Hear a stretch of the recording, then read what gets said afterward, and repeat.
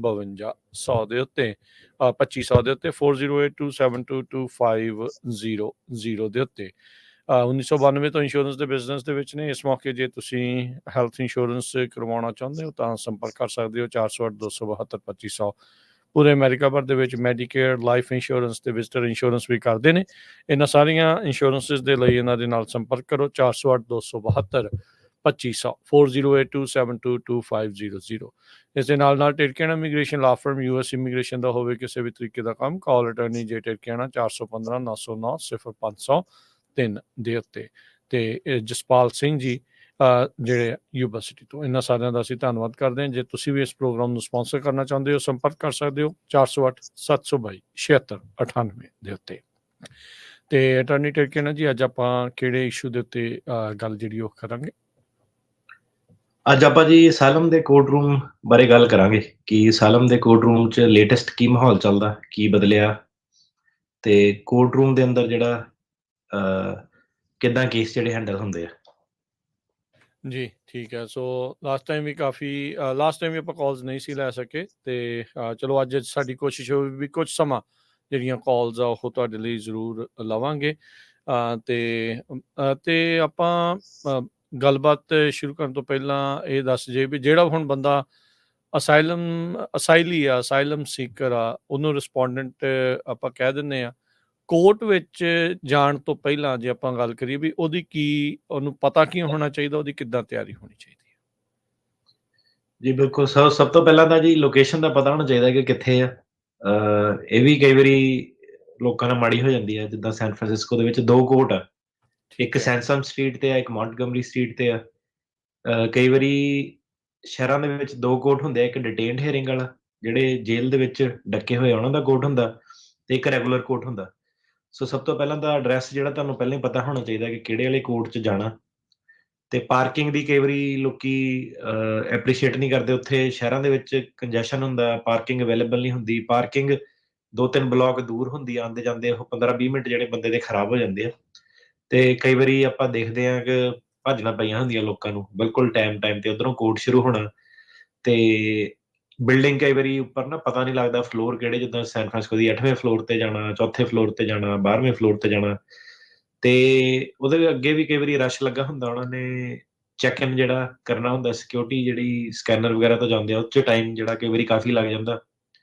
ਕਈ ਵਾਰੀ ਤਾਂ ਲਾਈਨਾਂ ਨਿਊਯਾਰਕ LA ਵਾਲੇ ਦੇਖੋ ਤੁਸੀਂ, ਇੰਨੀਆਂ ਲੰਬੀਆਂ ਅੱਧਾ ਪੌਣਾ ਘੰਟਾ ਆਮ ਜਿਹੜੀ ਗੱਲ ਆ।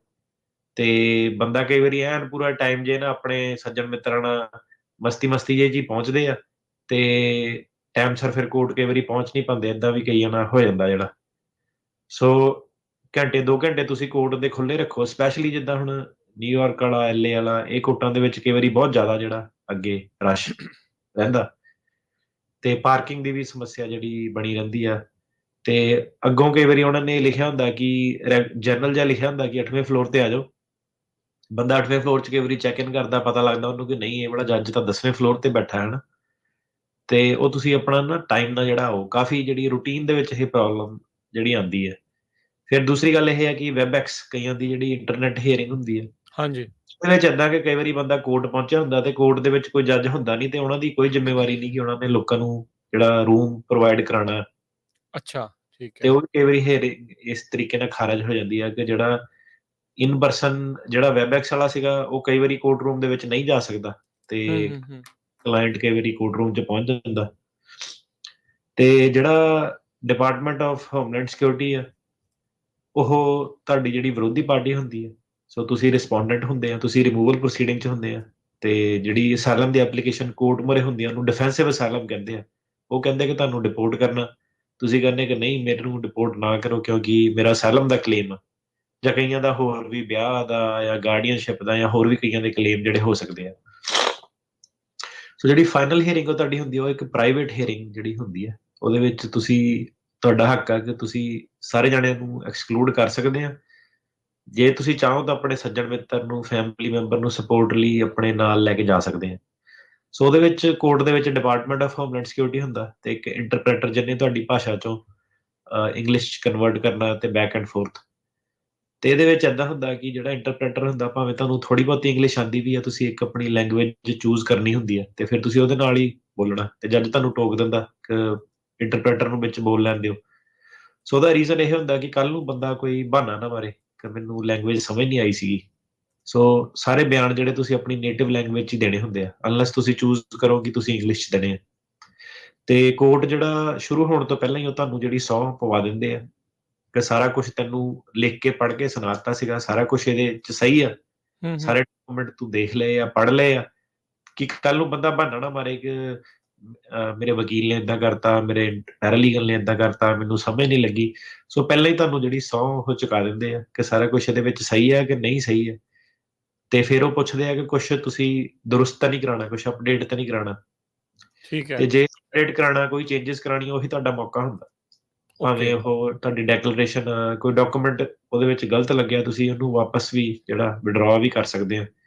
ਸੋ ਇਹ ਸਾਰੀਆਂ ਜਿਹੜੀਆਂ ਆਪਸ਼ਨਸ ਤੁਹਾਨੂੰ ਉਹ ਪਹਿਲਾਂ ਦਿੰਦੇ ਆ, ਤੇ ਇੱਕ ਵਾਰੀ ਜਦੋਂ ਤੁਹਾਡਾ ਕੋਰਟ ਜਿਹੜਾ ਸ਼ੁਰੂ ਹੋ ਗਿਆ, ਤੇ ਉਸ ਤੋਂ ਬਾਅਦ 'ਚ ਨਹੀਂ ਕਹਿ ਸਕਦੇ ਕਿ ਉਹ ਮੇਰੇ ਕੋਲ ਗਲਤ ਲਿਖ ਹੋ ਗਿਆ ਸੀ, ਏਦਾਂ ਲਿਖ ਹੋ ਗਿਆ ਸੀਗਾ।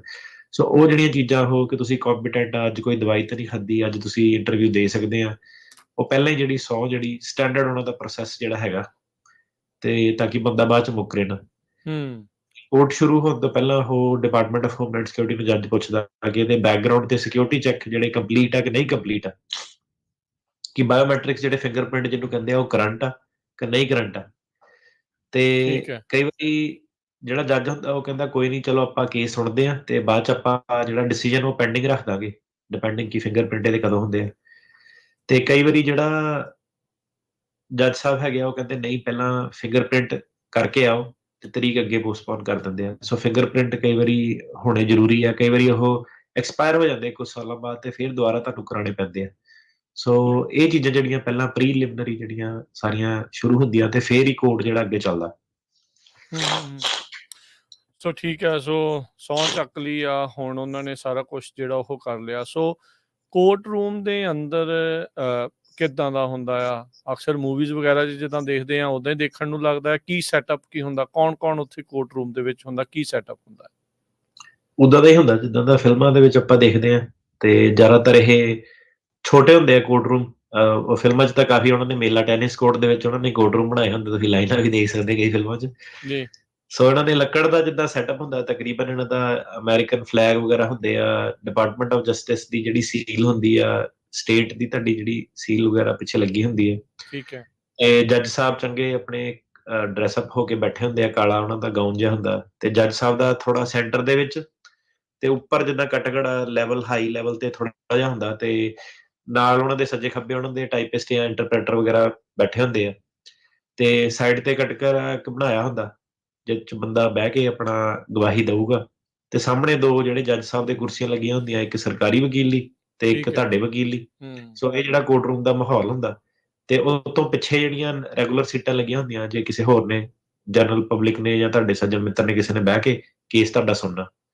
ਸੋ ਇਹ ਜਿਹੜਾ ਕੋਰਟ ਰੂਮ ਦਾ ਮਾਹੌਲ ਹੁੰਦਾ, ਤੇ ਅੱਜ ਕੱਲ ਕਾਫੀ ਜ਼ਿਆਦਾ ਇਹਦੇ ਵਿੱਚ ਵੈਬਐਕਸ ਕਿਉਂਕਿ ਪਾਤੀ ਆ, ਕਈ ਵਾਰੀ ਜਿਹੜਾ ਆਨਲਾਈਨ। ਸਰਕਾਰੀ ਵਕੀਲ ਆ ਉਹ ਵੀ ਵੈਬਐਕਸ ਰਾਹੀਂ ਅਪੀਅਰ ਹੁੰਦਾ, ਤੇ ਅੱਛਾ। ਟੀਵੀ ਲੱਗਾ ਹੁੰਦਾ ਇੱਕ ਵੱਡਾ ਜਿਹਾ, ਕੈਮਰੇ ਵਗੈਰਾ ਲੱਗੇ ਹੁੰਦੇ ਆ ਅੱਜ ਕੱਲ, ਤੇ ਤੁਹਾਡੀ ਜਿਹੜੀ ਸੀਟ ਹੁੰਦੀ ਆ ਉਹਦੇ ਮੂਹਰੇ ਕੁਰਸੀ, ਦੋ ਕੁਰਸੀਆਂ ਹੁੰਦੀਆਂ, ਦੋ ਸਰਕਾਰੀ ਵਕੀਲ ਦੀ ਸਾਈਡ, ਦੋ ਤੁਹਾਡੀ ਸਾਈਡ, ਤੇ ਮਾਈਕ ਜਿਹੜਾ ਦਿੰਦੇ ਆ ਤਾਂ ਕਿ ਜਿਹੜੀ ਰਿਕਾਰਡਿੰਗ ਕੋਰਟ ਦਾ ਜਿਹੜਾ ਸਾਰਾ ਪ੍ਰੋਸੈਸ ਆ ਉਹ ਰਿਕਾਰਡ ਹੋ ਸਕੇ, ਤੇ ਸਾਰਾ ਜਿਹੜਾ ਉਹਦੇ ਵਿੱਚ ਸੁਣਦਾ, ਤੇ ਜਿਹੜੀ ਇਵਨ ਛੱਤ ਦੇ ਉੱਤੋਂ ਵੀ ਕਈ ਵਾਰੀ ਮਾਈਕ ਲਮਕਦੇ ਆ।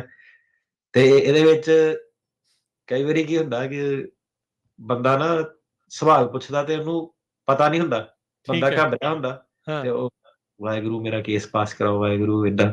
ਉਹ ਜਦੋਂ ਬੰਦਾ ਸਰਕਾਰੀ ਵਕੀਲ ਕੇਸ ਸੁਣਦਾ ਨਾ, ਉਹਨੂੰ ਲੱਗਦਾ ਕਿ ਸ਼ਾਇਦ ਉਹ ਜਿਹੜੀ ਆਵਾਜ਼ ਜਾ ਨਹੀਂ ਰਹੀ ਵੈਬਐਕਸ ਤੇ ਉਹ ਸਾਰੀ ਜਿਹੜੀ ਆਵਾਜ਼ ਆ ਉਹ ਜਿਹੜੀ ਵਿੱਚ ਵੀ ਤੁਸੀਂ ਕੀ ਕਹਿੰਦੇ ਆ ਵਿਸਪਰ ਵੀ ਕਰਦੇ ਹੋ, ਉਹ ਵੀ ਜਿਹੜੀ ਰਿਕਾਰਡ ਦੇ ਕੈਚ ਵਿੱਚ ਕਰ ਚੱਲਦੀ ਲੈਂਦੇ ਆ। ਹੈ। ਠੀਕ ਹੈ। ਉਹਨੂੰ ਕੀ ਆ ਕਿ ਜੇ ਸਰਕਾਰੀ ਵਕੀਲ ਵਾਪਸ ਜਾ ਕੇ ਸੁਣੂ, ਜਦੋਂ ਜੱਜ ਵਾਪਸ ਜਾ ਕੇ ਸੁਣੂਗਾ, ਜੇ ਡਿਸੀਜਨ ਰਿਜ਼ਰਵ ਕਰ ਲੇ, ਤਾਂ ਜੱਜ ਨੂੰ ਕੀ ਸੁਣਨਾ ਕਿ ਹਰੇਕ ਸਵਾਲ ਤੋਂ ਬਾਅਦ ਜਦੋਂ ਇਹਨੇ ਜਵਾਬ ਦਿੱਤਾ, ਉਸ ਤੋਂ ਬਾਅਦ ਇਹ ਕੁਝ ਬੋਲਣ ਜਿਹਾ ਲੱਗ ਪਿਆ, ਉਸ ਤੋਂ ਬਾਅਦ ਫੇਰ ਸਵਾਲ ਪੁੱਛਿਆ, ਬੋਲਣ ਲੱਗ ਪਿਆ। ਸੋ ਏਦਾਂ ਬਿਲਕੁਲ ਨਹੀਂ ਕਰਨਾ, ਤੁਸੀਂ ਕੁਝ ਨਹੀਂ ਏਦਾਂ ਦਾ ਕਰਨਾ। ਮਨ ਦੇ ਅੰਦਰ ਕਰੋ ਜੇ ਕਰਨਾ ਤਾਂ। ਹਾਂਜੀ, ਨਹੀਂ ਉੱਥੇ ਜੋ ਕਰਨਾ ਪਹਿਲਾਂ ਕਰੋ, ਉੱਥੇ ਹੁਣ ਸ਼ੁਰੂ ਹੋ ਗਿਆ ਕੰਮ, ਉੱਥੇ ਹਾਜ਼ਰ ਜਵਾਬੀ, ਤੇ ਫੋਕਸ। ਜਿਹੜਾ ਸਵਾਲ ਆ ਉਹਦੇ ਵੱਲ ਧਿਆਨ ਦਿਓ, ਕਨਸੈਂਟਰੇਸ਼ਨ ਦਿਓ। ਤੇ ਕਈ ਵਾਰੀ ਆਪਾਂ ਇਹਦੇ ਵਿੱਚ ਦੇਖਦੇ ਹਾਂ ਕਿ ਹਸਬੈਂਡ ਵਾਈਫ ਦੇ ਜਿਹੜਾ ਕੇਸ ਹੁੰਦੇ ਆ, ਤੇ ਹਸਬੈਂਡ ਨੂੰ ਸਵਾਲ ਪੁੱਛਿਆ ਜਾਂਦਾ ਤੇ ਵਾਈਫ ਕਈ ਵਾਰੀ ਪਿੱਛੋਂ ਦੀ ਜਿੱਦਾਂ ਸਲਾਹਕਾਰ ਹੁੰਦਾ ਵਾ, ਉਹ ਵੀ ਆਵਾਜ਼ ਕਈ ਵਾਰੀ ਤੇ ਜੱਜ ਟੋਕ ਦਿੰਦਾ ਕਿ ਨਹੀਂ, ਨਾ ਕਰੋ ਏਦਾਂ। ਤੇ ਕਈ ਵਾਰੀ ਬੰਦਾ ਨਾ ਆਪਣੇ ਵੱਲੋਂ ਉਦਾਂ ਹੀ ਹਲਕੀ ਜਿਹੀ ਆਵਾਜ਼ 'ਚ ਬੋਲਣ ਦੀ ਕੋਸ਼ਿਸ਼ ਕਰਦਾ ਕਿ ਸ਼ਾਇਦ ਸੁਣਨਾ ਨਹੀਂ ਹੈ, ਤੇ ਬਹੁਤ ਕਲੀਅਰਲੀ ਜਿਹੜਾ ਹੈਗਾ ਰਿਕਾਰਡ ਦੇ ਵਿੱਚ ਦਰਜ ਹੋ ਜਾਂਦਾ ਉੱਥੇ। ਸੋ ਮਾਈਕ ਪੂਰੇ ਵਧੀਆ ਆ, ਪੂਰੀ ਆਵਾਜ਼ ਕੈਚ ਕਰਦੇ ਆ ਮਤਲਬ। ਪੂਰੀ ਆਵਾਜ਼ ਆ, ਤੇ ਉੱਥੇ ਲੋਕੀ ਜਿਹੜੇ ਕਈ ਵਾਰੀ ਪਿੱਛੋਂ ਦੀ ਬੋਲਦੇ ਰਹੇ ਨਹੀਂ ਏਦਾਂ ਨਹੀਂ, ਏਦਾਂ ਕਹੋ, ਏਦਾਂ ਨਹੀਂ, ਓਦਾਂ ਕਹੋ। ਸੋ ਏਦਾਂ ਦਾ ਕੰਮ ਬਿਲਕੁਲ ਨਹੀਂ ਕਰਨਾ, ਉਹ ਠੀਕ ਹੈ। ਫਰਾਡ ਹੈਗਾ। ਪਹਿਲੀ ਗੱਲ ਤਾਂ ਉਹਨਾਂ ਨੇ ਸਹੁੰ ਚੁਕਾਈ ਆ, ਤੇ ਕਿਸੇ ਨੂੰ ਕੋਚਿੰਗ ਨਹੀਂ ਏਦਾਂ ਦੀ ਕਰਨੀ। ਤੇ ਇੱਕ ਵਾਰੀ ਕੋਰਟ ਦੇ ਵਿੱਚ ਬਹਿ ਗਏ ਤਾਂ ਜੱਜ ਸਾਹਿਬ ਨੂੰ ਦੇਖਣਾ ਸਿੱਧੇ ਅੱਖਾਂ 'ਚ ਅੱਖਾਂ ਪਾ ਕੇ, ਤੇ ਕਈ ਸਾਰੀਆਂ ਚੀਜ਼ਾਂ ਜਿਹੜੀਆਂ ਡਿਮੀਨਰ ਦੇ ਵਿੱਚ ਆ ਜਾਂਦੀਆਂ ਕਿ ਤੁਹਾਡਾ ਡਿਮੀਨਰ ਵਗੈਰਾ ਕਿੱਦਾਂ ਦਾ ਹੁੰਦਾ, ਤੇ ਬਿਲਕੁਲ ਜਿਹੜੀ ਕਨਸੈਂਟਰੇਸ਼ਨ ਆ ਉਹ ਜੱਜ ਵੱਲ ਕਰਨੀ ਆ। ਸੋ ਕੋਰਟ ਰੂਮ ਦੇ ਵਿੱਚ ਜਿਹੜਾ ਸੀਗਾ ਸਵਾਲ ਆਪਣਾ ਕਿ ਸੈਟਅਪ ਕਿੱਦਾਂ ਦਾ ਹੁੰਦਾ, ਤੇ ਰਿਸਪੋਂਡੈਂਟ ਹੁੰਦੇ ਆ, ਤੇ ਜੱਜ ਸਾਹਿਬ ਹੁੰਦੇ ਆ, ਤੇ ਟ੍ਰਾਇਲ ਅਟਰਨੀ ਜਿਹੜਾ ਡਿਪਾਰਟਮੈਂਟ ਆਫ ਹੋਮਲੈਂਡ ਸਿਕਿਉਰਿਟੀ ਵੱਲੋਂ ਆਉਂਦਾ। ਕਈ ਵਾਰੀ ਜੱਜ ਦੇ ਕਲਰਕ ਜਾਂ ਲੀਗਲ ਅਸਿਸਟੈਂਟ ਵੀ ਹੁੰਦੇ ਆ। ਕਈ ਵਾਰੀ ਜੱਜ ਦੂਜੇ ਜੱਜਾਂ ਨੂੰ ਟ੍ਰੇਨਿੰਗ ਕਰਾਉਣ ਵੀ ਲੈ ਕੇ ਆਏ ਹੁੰਦੇ ਆ, ਇੱਕ ਤੋਂ ਵੱਧ ਜੱਜ ਵੀ ਹੋ ਸਕਦਾ। ਕਈ ਵਾਰੀ ਉਹਨਾਂ ਨੇ ਨੋਨ ਪ੍ਰੋਫਿਟ ਵਾਲੇ ਵੀ ਪਾਏ ਹੁੰਦੇ ਆ ਕਿ ਤੁਹਾਨੂੰ ਪੁੱਛ ਲੈਂਦੇ ਆ ਕਿ ਤੁਹਾਨੂੰ ਕੋਈ ਇਤਰਾਜ਼ ਤਾਂ ਨਹੀਂ ਤੁਹਾਡੀ ਪ੍ਰੋਸੀਡਿੰਗ ਵੇਖਣ ਦਾ।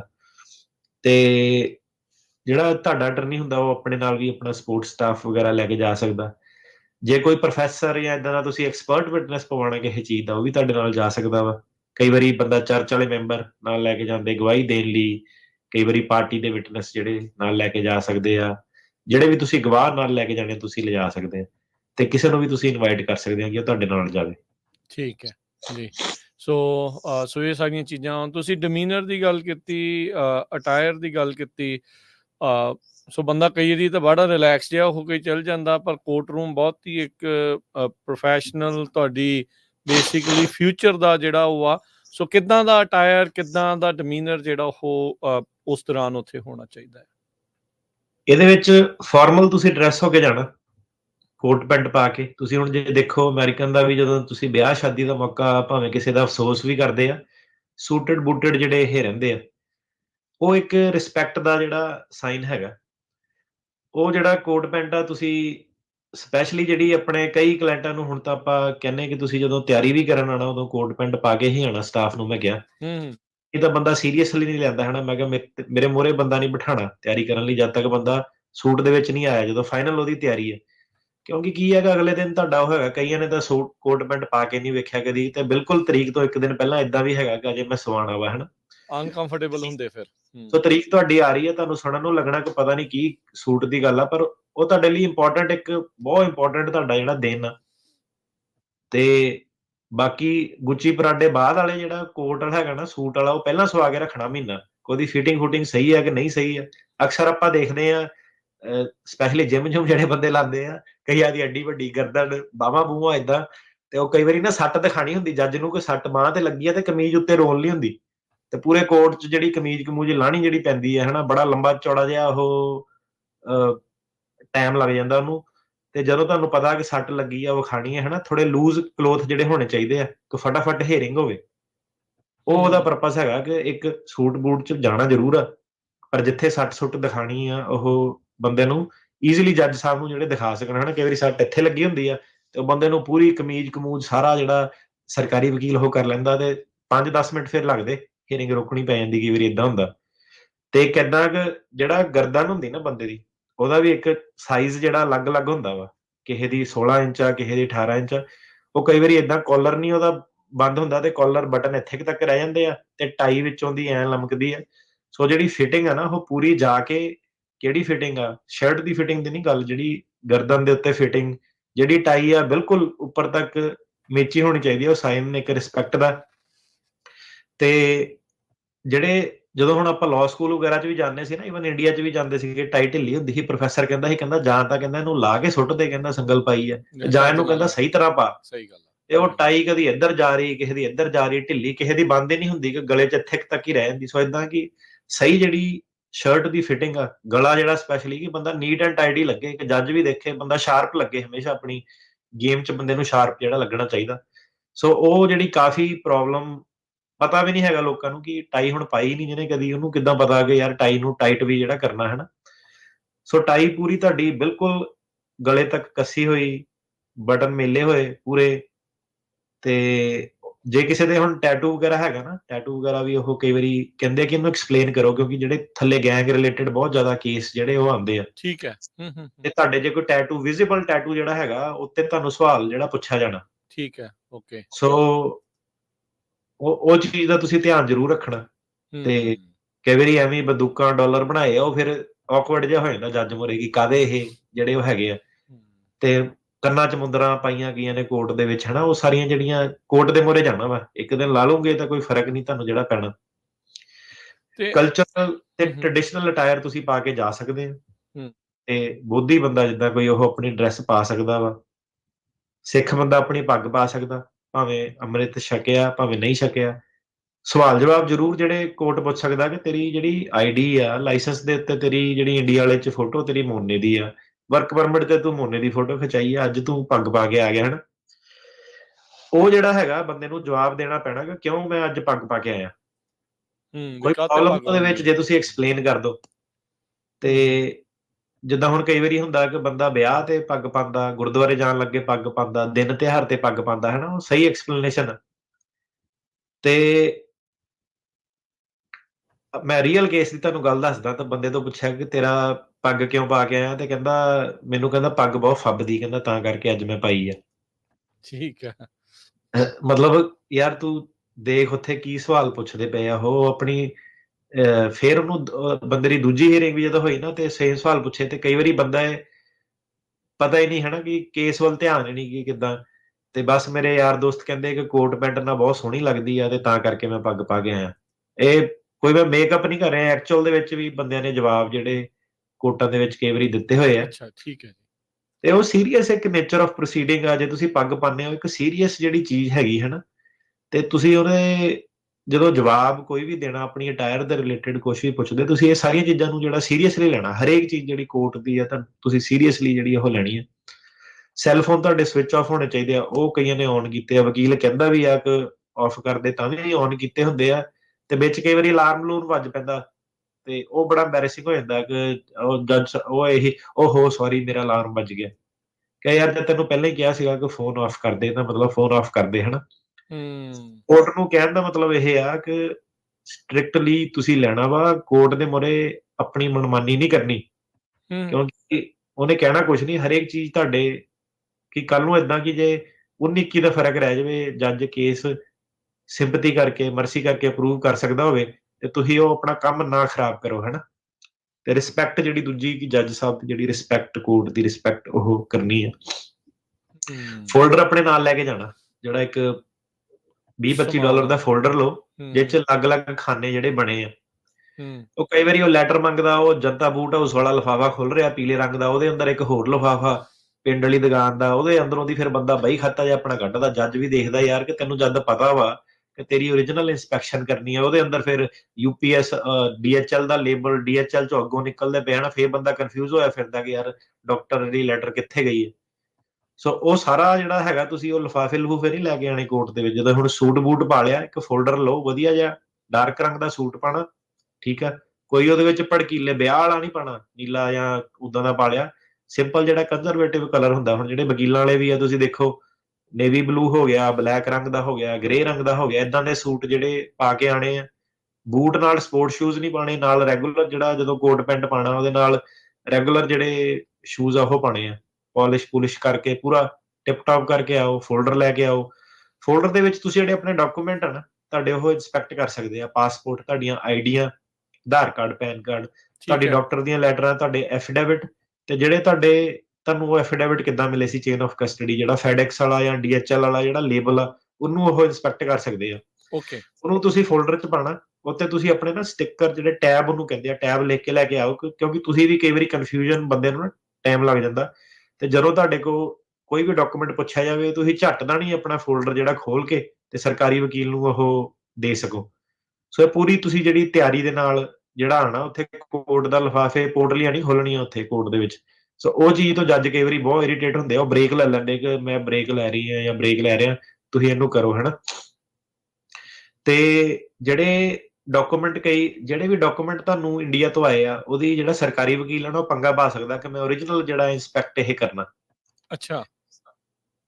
ਸੋ ਜੇ ਨਹੀਂ ਓਰੀਜਨਲ ਅਵੇਲੇਬਲ ਹੈਗਾ, ਉਸ ਗਰਾਊਂਡ ਤੇ ਜਿਹੜਾ ਸਰਕਾਰੀ ਵਕੀਲ ਆ, ਉਹ ਕਹਿ ਸਕਦਾ ਕਿ ਇਹ ਡਾਕੂਮੈਂਟ ਨੂੰ ਐਡਮਿਟ ਨਹੀਂ ਕਰਨਾ। ਹੁਣ ਜੇ ਤੁਹਾਡੇ ਐਫੀਡੇਵਿਟ ਨਹੀਂ ਪਹੁੰਚੇ ਤਾਂ ਨਹੀਂ ਪਹੁੰਚੇ। ਹੁਣ ਕਈ ਵਾਰੀ ਕੀ ਹੁੰਦਾ ਕਿ ਬੰਦਾ, ਇਹ ਫੈਕਟ ਆ, ਕਈ ਵਾਰੀ ਬੰਦਾ ਨਾ $100-200 ਦੀ ਕੰਜੂਸੀ ਮਾਰਨੀ ਸ਼ੁਰੂ ਕਰ ਦਿੰਦਾ ਕਿ ਮੇਰੇ ਡਾਕੂਮੈਂਟ ਆਣੇ ਸੀਗੇ ਇੰਡੀਆ ਤੋਂ, ਤੇ ਮੈਂ ਸੋਚਿਆ ਸਾਰੇ ਇਕੱਠੇ ਹੀ ਮੰਗਾਵਾਂ, ਤੇ ਇੱਕ ਡਾਕੂਮੈਂਟ ਕਈ ਵਾਰੀ ਸਾਰੇ ਡਾਕੂਮੈਂਟਾਂ ਨੂੰ ਵਕਤ ਪਾਈ ਰੱਖਦਾ, ਤੇ ਸਾਰੇ ਡਾਕੂਮੈਂਟ ਪਹੁੰਚਦੇ ਨਹੀਂ।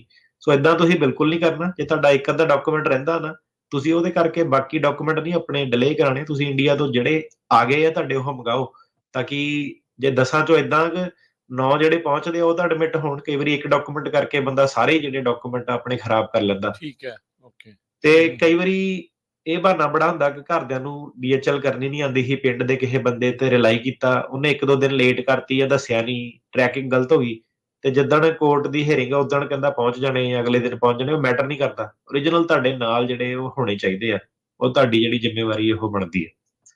ਸੋ ਇਹ ਚੀਜ਼ ਦਾ ਜਿਹੜਾ ਖਾਸ ਤੁਸੀਂ ਖਿਆਲ ਰੱਖਣਾ ਕਿ ਪਹਿਰਾਵਾ ਨਾਲ ਤੁਹਾਡਾ ਜਿਹੜਾ ਫੋਲਡਰ ਤੁਸੀਂ ਲੈ ਕੇ ਜਾਣਾ ਵਧੀਆ ਜਿਹਾ, ਤੇ ਸ਼ੂਜ਼ ਤੁਹਾਡੇ ਫਾਰਮਲ ਸ਼ੂਜ਼ ਹੋਣੇ ਚਾਹੀਦੇ ਆ, ਸਪੋਰਟ ਸ਼ੂਜ਼ ਨਹੀਂ।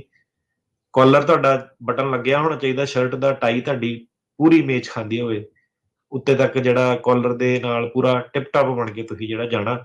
ਮੁੰਦਰਾਂ ਤੁਸੀਂ ਕੱਢ ਕੇ ਜਾਣੀਆਂ ਸਾਰੀਆਂ, ਤੇ ਜਿਹੜਾ ਤੁਹਾਡਾ ਡਿਮੀਨਰ ਆ, ਉਹ ਹੰਬਲਨੈਸ, ਜਿਹੜੀ ਕਿ ਤੁਹਾਡਾ ਸਾਲਮ ਦਾ ਕੇਸ ਆ, ਤੁਸੀਂ ਸ਼ਰਨ ਦੀ ਅਰਜੀ ਪਾਈ ਆ ਤੇ ਤੁਸੀਂ ਰਿਕੁਐਸਟ ਉਹਨਾਂ ਤੋਂ ਜਿਹੜੀ ਕਰ ਰਹੇ ਆ, ਸੋ ਉਹ ਤੁਹਾਡਾ ਜਿਹੜਾ ਪਹਿਰਾਵਾ ਇਦਾਂ ਦਾ ਹੋਣਾ ਚਾਹੀਦਾ। ਜੀ, ਜੀ। ਤੇ ਫਿਰ ਸ਼ੁਰੂਆਤ ਕਿੱਦਾਂ ਹੁੰਦੀ ਆ? ਫਿਰ ਕੇਸ ਦੀ ਸ਼ੁਰੂਆਤ ਸਹੁੰ ਉਹਨਾਂ ਨੇ ਪਹਿਲੋਂ ਵੀ ਚੁਕਾਈ ਸੀ, ਫਿਰ ਕੋਈ ਹੋਰ ਵੀ ਦੁਬਾਰਾ ਸਹੁੰ ਕੋਈ ਚੁਕਾ ਹੁੰਦੀ ਆ? ਸੋ ਸਹੁੰ ਵਗੈਰਾ ਜਦੋਂ ਹੁਣ ਚੱਕ ਹੋ ਗਈ ਸਾਰਾ, ਤੇ ਉਹ ਪਹਿਲਾਂ ਪੁੱਛ ਲੈਂਦੇ ਆ ਕਿ ਪ੍ਰੀਲਿਮਿਨਰੀ ਕਿ ਕੋਈ ਇਸ਼ੂ ਤਾਂ ਨਹੀਂ ਹੈਗੇ ਕੇਸ ਦੇ ਵਿੱਚ, ਤੇ ਜੱਜ ਤੇ ਜ਼ਿਆਦਾਤਰ ਜਿਹੜੇ ਵਕੀਲ ਆ, ਉਹ ਇੰਟਰਪ੍ਰੀਟੇਸ਼ਨ ਉਹ ਮੌਕੇ ਤੇ ਵੇਵ ਕਰ ਦਿੰਦੇ ਆ ਕਿ ਇਹਦੀ ਜਿਹੜੀ ਰਿਸਪੋਂਡੈਂਟ ਆ ਉਹਨੂੰ ਪੜ੍ਹ ਕੇ ਉਹਨੂੰ ਤਰਜਮਾ ਕਰਨ ਦੀ ਲੋੜ ਨਹੀਂ ਹੈਗੀ, ਕਿਉਂਕਿ ਫਿਰ ਕੇਸ ਸ਼ੁਰੂ ਹੋਣ 'ਚ ਬਹੁਤ ਟਾਈਮ ਲੱਗ ਜਾਂਦਾ। ਸੋ ਸਭ ਤੋਂ ਪਹਿਲਾਂ ਜਿਹੜਾ ਹੁੰਦਾ, ਐਗਜ਼ੀਬਿਟ ਮਾਰਕ ਹੁੰਦੇ ਆ ਕੇਸ ਦੇ ਵਿੱਚ, ਕੀ ਜਮ੍ਹਾਂ ਕਰਾਇਆ ਇਹਨੇ, ਤੇ ਸਾਰਾ ਕੀ ਐਗਜ਼ੀਬਿਟ 1 2 3 4, ਉਹਦੇ ਵਿੱਚ ਸਾਰਾ ਕੀ ਆ, ਐਫੀਡੇਵਿਟ ਆ ਗਈ, ਲੈਟਰ ਆ ਗਈ, ਗੁਰਦੁਆਰੇ ਦੀ ਲੈਟਰ ਆ ਗਈ, ਪਾਰਟੀ ਦੀ ਲੈਟਰ ਆ ਗਈ, ਫੋਟੋਆਂ ਆ ਗਈਆਂ, ਸੋਸ਼ਲ ਮੀਡੀਆ ਪੋਸਟ ਆ ਗਈ, ਹਨਾ। ਤੇ ਉਹਨੂੰ ਕਹਿੰਦੇ ਆ ਮਾਰਕਿੰਗ ਆਫ ਐਗਜ਼ੀਬਿਟ। ਜਦੋਂ ਸਾਰੇ ਮਾਰਕ ਹੋ ਗਏ 15-20 ਜਿੰਨੇ ਵੀ ਹੈਗੇ ਆ, ਫਿਰ ਜੱਜ ਨੇ ਪੁੱਛਣਾ ਕਿ ਕੁਛ ਰਹਿ ਤਾਂ ਨਹੀਂ ਗਿਆ, ਤੇ ਸਰਕਾਰੀ ਵਕੀਲ ਤੋਂ ਪੁੱਛਣਾ ਕਿ ਕੁਛ ਰਹਿ ਤਾਂ ਨਹੀਂ ਗਿਆ, ਤੁਹਾਨੂੰ ਕੋਈ ਆਬਜੈਕਸ਼ਨ ਤਾਂ ਨਹੀਂ ਹੈਗੀ ਕਿ ਕੋਈ ਡਾਕੂਮੈਂਟ ਨਾ ਜਮ੍ਹਾਂ ਕਰਾਇਆ ਜਾਵੇ। ਤੇ ਸਰਕਾਰੀ ਵਕੀਲ ਆਪਣੀਆਂ ਆਬਜੈਕਸ਼ਨ ਜਿਹੜੀਆਂ ਉਹ ਦੇ ਸਕਦਾ ਕਿ ਇਹਦੀ ਟਰਾਂਸਲੇਸ਼ਨ ਨਹੀਂ ਸਹੀ ਹੋਈ, ਇਹਦੇ ਓਰੀਜਨਲ ਨਹੀਂ ਪਹੁੰਚੇ, ਇਹਦੇ ਵਿੱਚ ਜਿਹੜਾ ਬੰਦੇ ਨੂੰ ਮੈਂ ਕ੍ਰਾਸ ਐਗਜ਼ਾਮਿਨ ਨਹੀਂ ਕਰ ਸਕਦਾ, ਵਿਟਨੈਸ ਨੂੰ, ਇਹ ਲੈਟਰ ਦੇ ਵਿੱਚ ਸਿਗਨੇਚਰ ਮਿਸਿੰਗ ਆ, ਇਹਦੇ ਵਿੱਚ ਡੇਟ ਮਿਸਿੰਗ ਆ, ਇਦਾਂ ਦੀ ਸਾਰੀਆਂ ਜਿਹੜੀਆਂ ਆਬਜੈਕਸ਼ਨ ਜਿਹੜੀਆਂ ਉਹ ਕੋਰਟ ਦੇ ਵਿੱਚ ਬੰਦਾ ਰੇਜ਼ ਕਰਦਾ। ਤੇ ਜਦੋਂ ਸਾਰੇ ਡਾਕੂਮੈਂਟਸ ਜਿਹੜੇ ਮਾਰਕ ਹੋ ਜਾਂਦੇ ਆ, ਤੇ ਉਸ ਤੋਂ ਬਾਅਦ ਆਪਣਾ ਜਿਹੜਾ ਡਾਇਰੈਕਟ ਐਗਜ਼ਾਮੀਨੇਸ਼ਨ ਜਿਹੜਾ ਕਹਿੰਦੇ ਆ, ਉਹ ਸ਼ੁਰੂ ਹੋ ਜਾਂਦਾ। ਫਿਰ ਆਪਣਾ ਜਿਹੜਾ ਕੇਸ ਸ਼ੁਰੂ ਹੁੰਦਾ ਡਾਇਰੈਕਟ ਐਗਜ਼ਾਮੀਨੇਸ਼ਨ ਦੇ ਨਾਲ। ਸੋ ਡਾਇਰੈਕਟ ਐਗਜ਼ਾਮੀਨੇਸ਼ਨ ਕੌਣ ਕਰਦਾ ਹੈ ਅਟਾਰਨੀ ਟਿਰਕੀਆਣਾ ਜੀ? ਇਹ ਜਿਹੜਾ ਪ੍ਰੋਸੀਕਿਊਟਰ ਆ, ਜਿਹੜੇ ਦੂਜੇ ਪਾਸੇ ਆ ਡੀਐਚਐਸ ਵਾਲੇ, ਉਹ ਸ਼ੁਰੂਆਤ ਕਰਦੇ ਸਰਕਾਰੀ ਵਕੀਲ, ਜਾਂ ਤੁਹਾਡੇ ਵੱਲੋਂ ਹੁੰਦੀ ਹੈ ਇਦਾਂ? ਨਹੀਂ ਜੀ, ਜਿਹੜੀ ਪਹਿਲੀ ਸ਼ੁਰੂਆਤ ਹੁੰਦੀ ਆ ਉਹ ਸਾਡੇ ਵੱਲੋਂ ਹੁੰਦੀ ਆ, ਉਹਨੂੰ ਡਾਇਰੈਕਟ ਐਗਜ਼ਾਮੀਨੇਸ਼ਨ ਕਹਿੰਦੇ ਆ। ਪਹਿਲਾਂ ਤੁਹਾਡੇ ਵਕੀਲ ਨੇ ਤੁਹਾਡੇ ਕੋਲ ਕੁਐਸਚਨ ਪੁੱਛਣੇ ਹੁੰਦੇ ਆ, ਉਹਨੇ ਤੁਹਾਡਾ ਕੇਸ ਜਿਹੜਾ ਐਕਸਪਲੇਨ ਕਰਨਾ, ਹਨਾ। ਸੋ ਇਹ ਜਿਹੜੀ ਤੁਸੀਂ ਵਕੀਲ ਨਾਲ ਆਪਣੇ ਗੱਲਬਾਤ ਕਰਦੇ ਆ, ਤੇ ਵਕੀਲ ਤੁਹਾਡਾ ਕੇਸ 'ਚ ਦੇਖਦਾ ਕੀ ਆ, ਕਿੱਦਾਂ ਦਮ ਆ, ਕਿਹੜਾ ਤੁਹਾਡਾ ਲੈਵਲ ਆ, ਤੁਸੀਂ ਡਿਟੇਲ 'ਚ ਜਾ ਸਕਦੇ ਆ, ਨਹੀਂ ਜਾ ਸਕਦੇ ਆ, ਤੁਸੀਂ ਛੋਟੇ ਸਵਾਲਾਂ ਦੇ ਜਵਾਬ ਦੇ ਸਕਦੇ ਆ, ਤੁਸੀਂ ਬੜੀ ਟੈਕਨੀਕਲ ਐਕਸਪਲੇਨੇਸ਼ਨ ਦੇ ਸਕਦੇ ਆ, ਨਹੀਂ ਦੇ ਸਕਦੇ ਆ। ਸੋ ਇਸ ਚੀਜ਼ ਦੇ ਵਿੱਚ ਇੱਕ ਚੀਜ਼ ਦਾ ਬਹੁਤ ਖਿਆਲ ਰੱਖਣਾ ਕਿ ਤੁਸੀਂ ਭਾਵੇਂ ਜੋ ਵੀ ਤੁਹਾਡਾ ਲੈਵਲ ਆ, ਪਰ ਜਿਹੜੀ ਤੁਹਾਡੀ ਟਰਾਂਸਲੇਸ਼ਨ ਆ ਉਹ ਕਿਸੇ ਹੋਰ ਵਿੱਚ ਬੈਠੇ ਬੰਦੇ ਨੇ ਕਰਨੀ ਆ।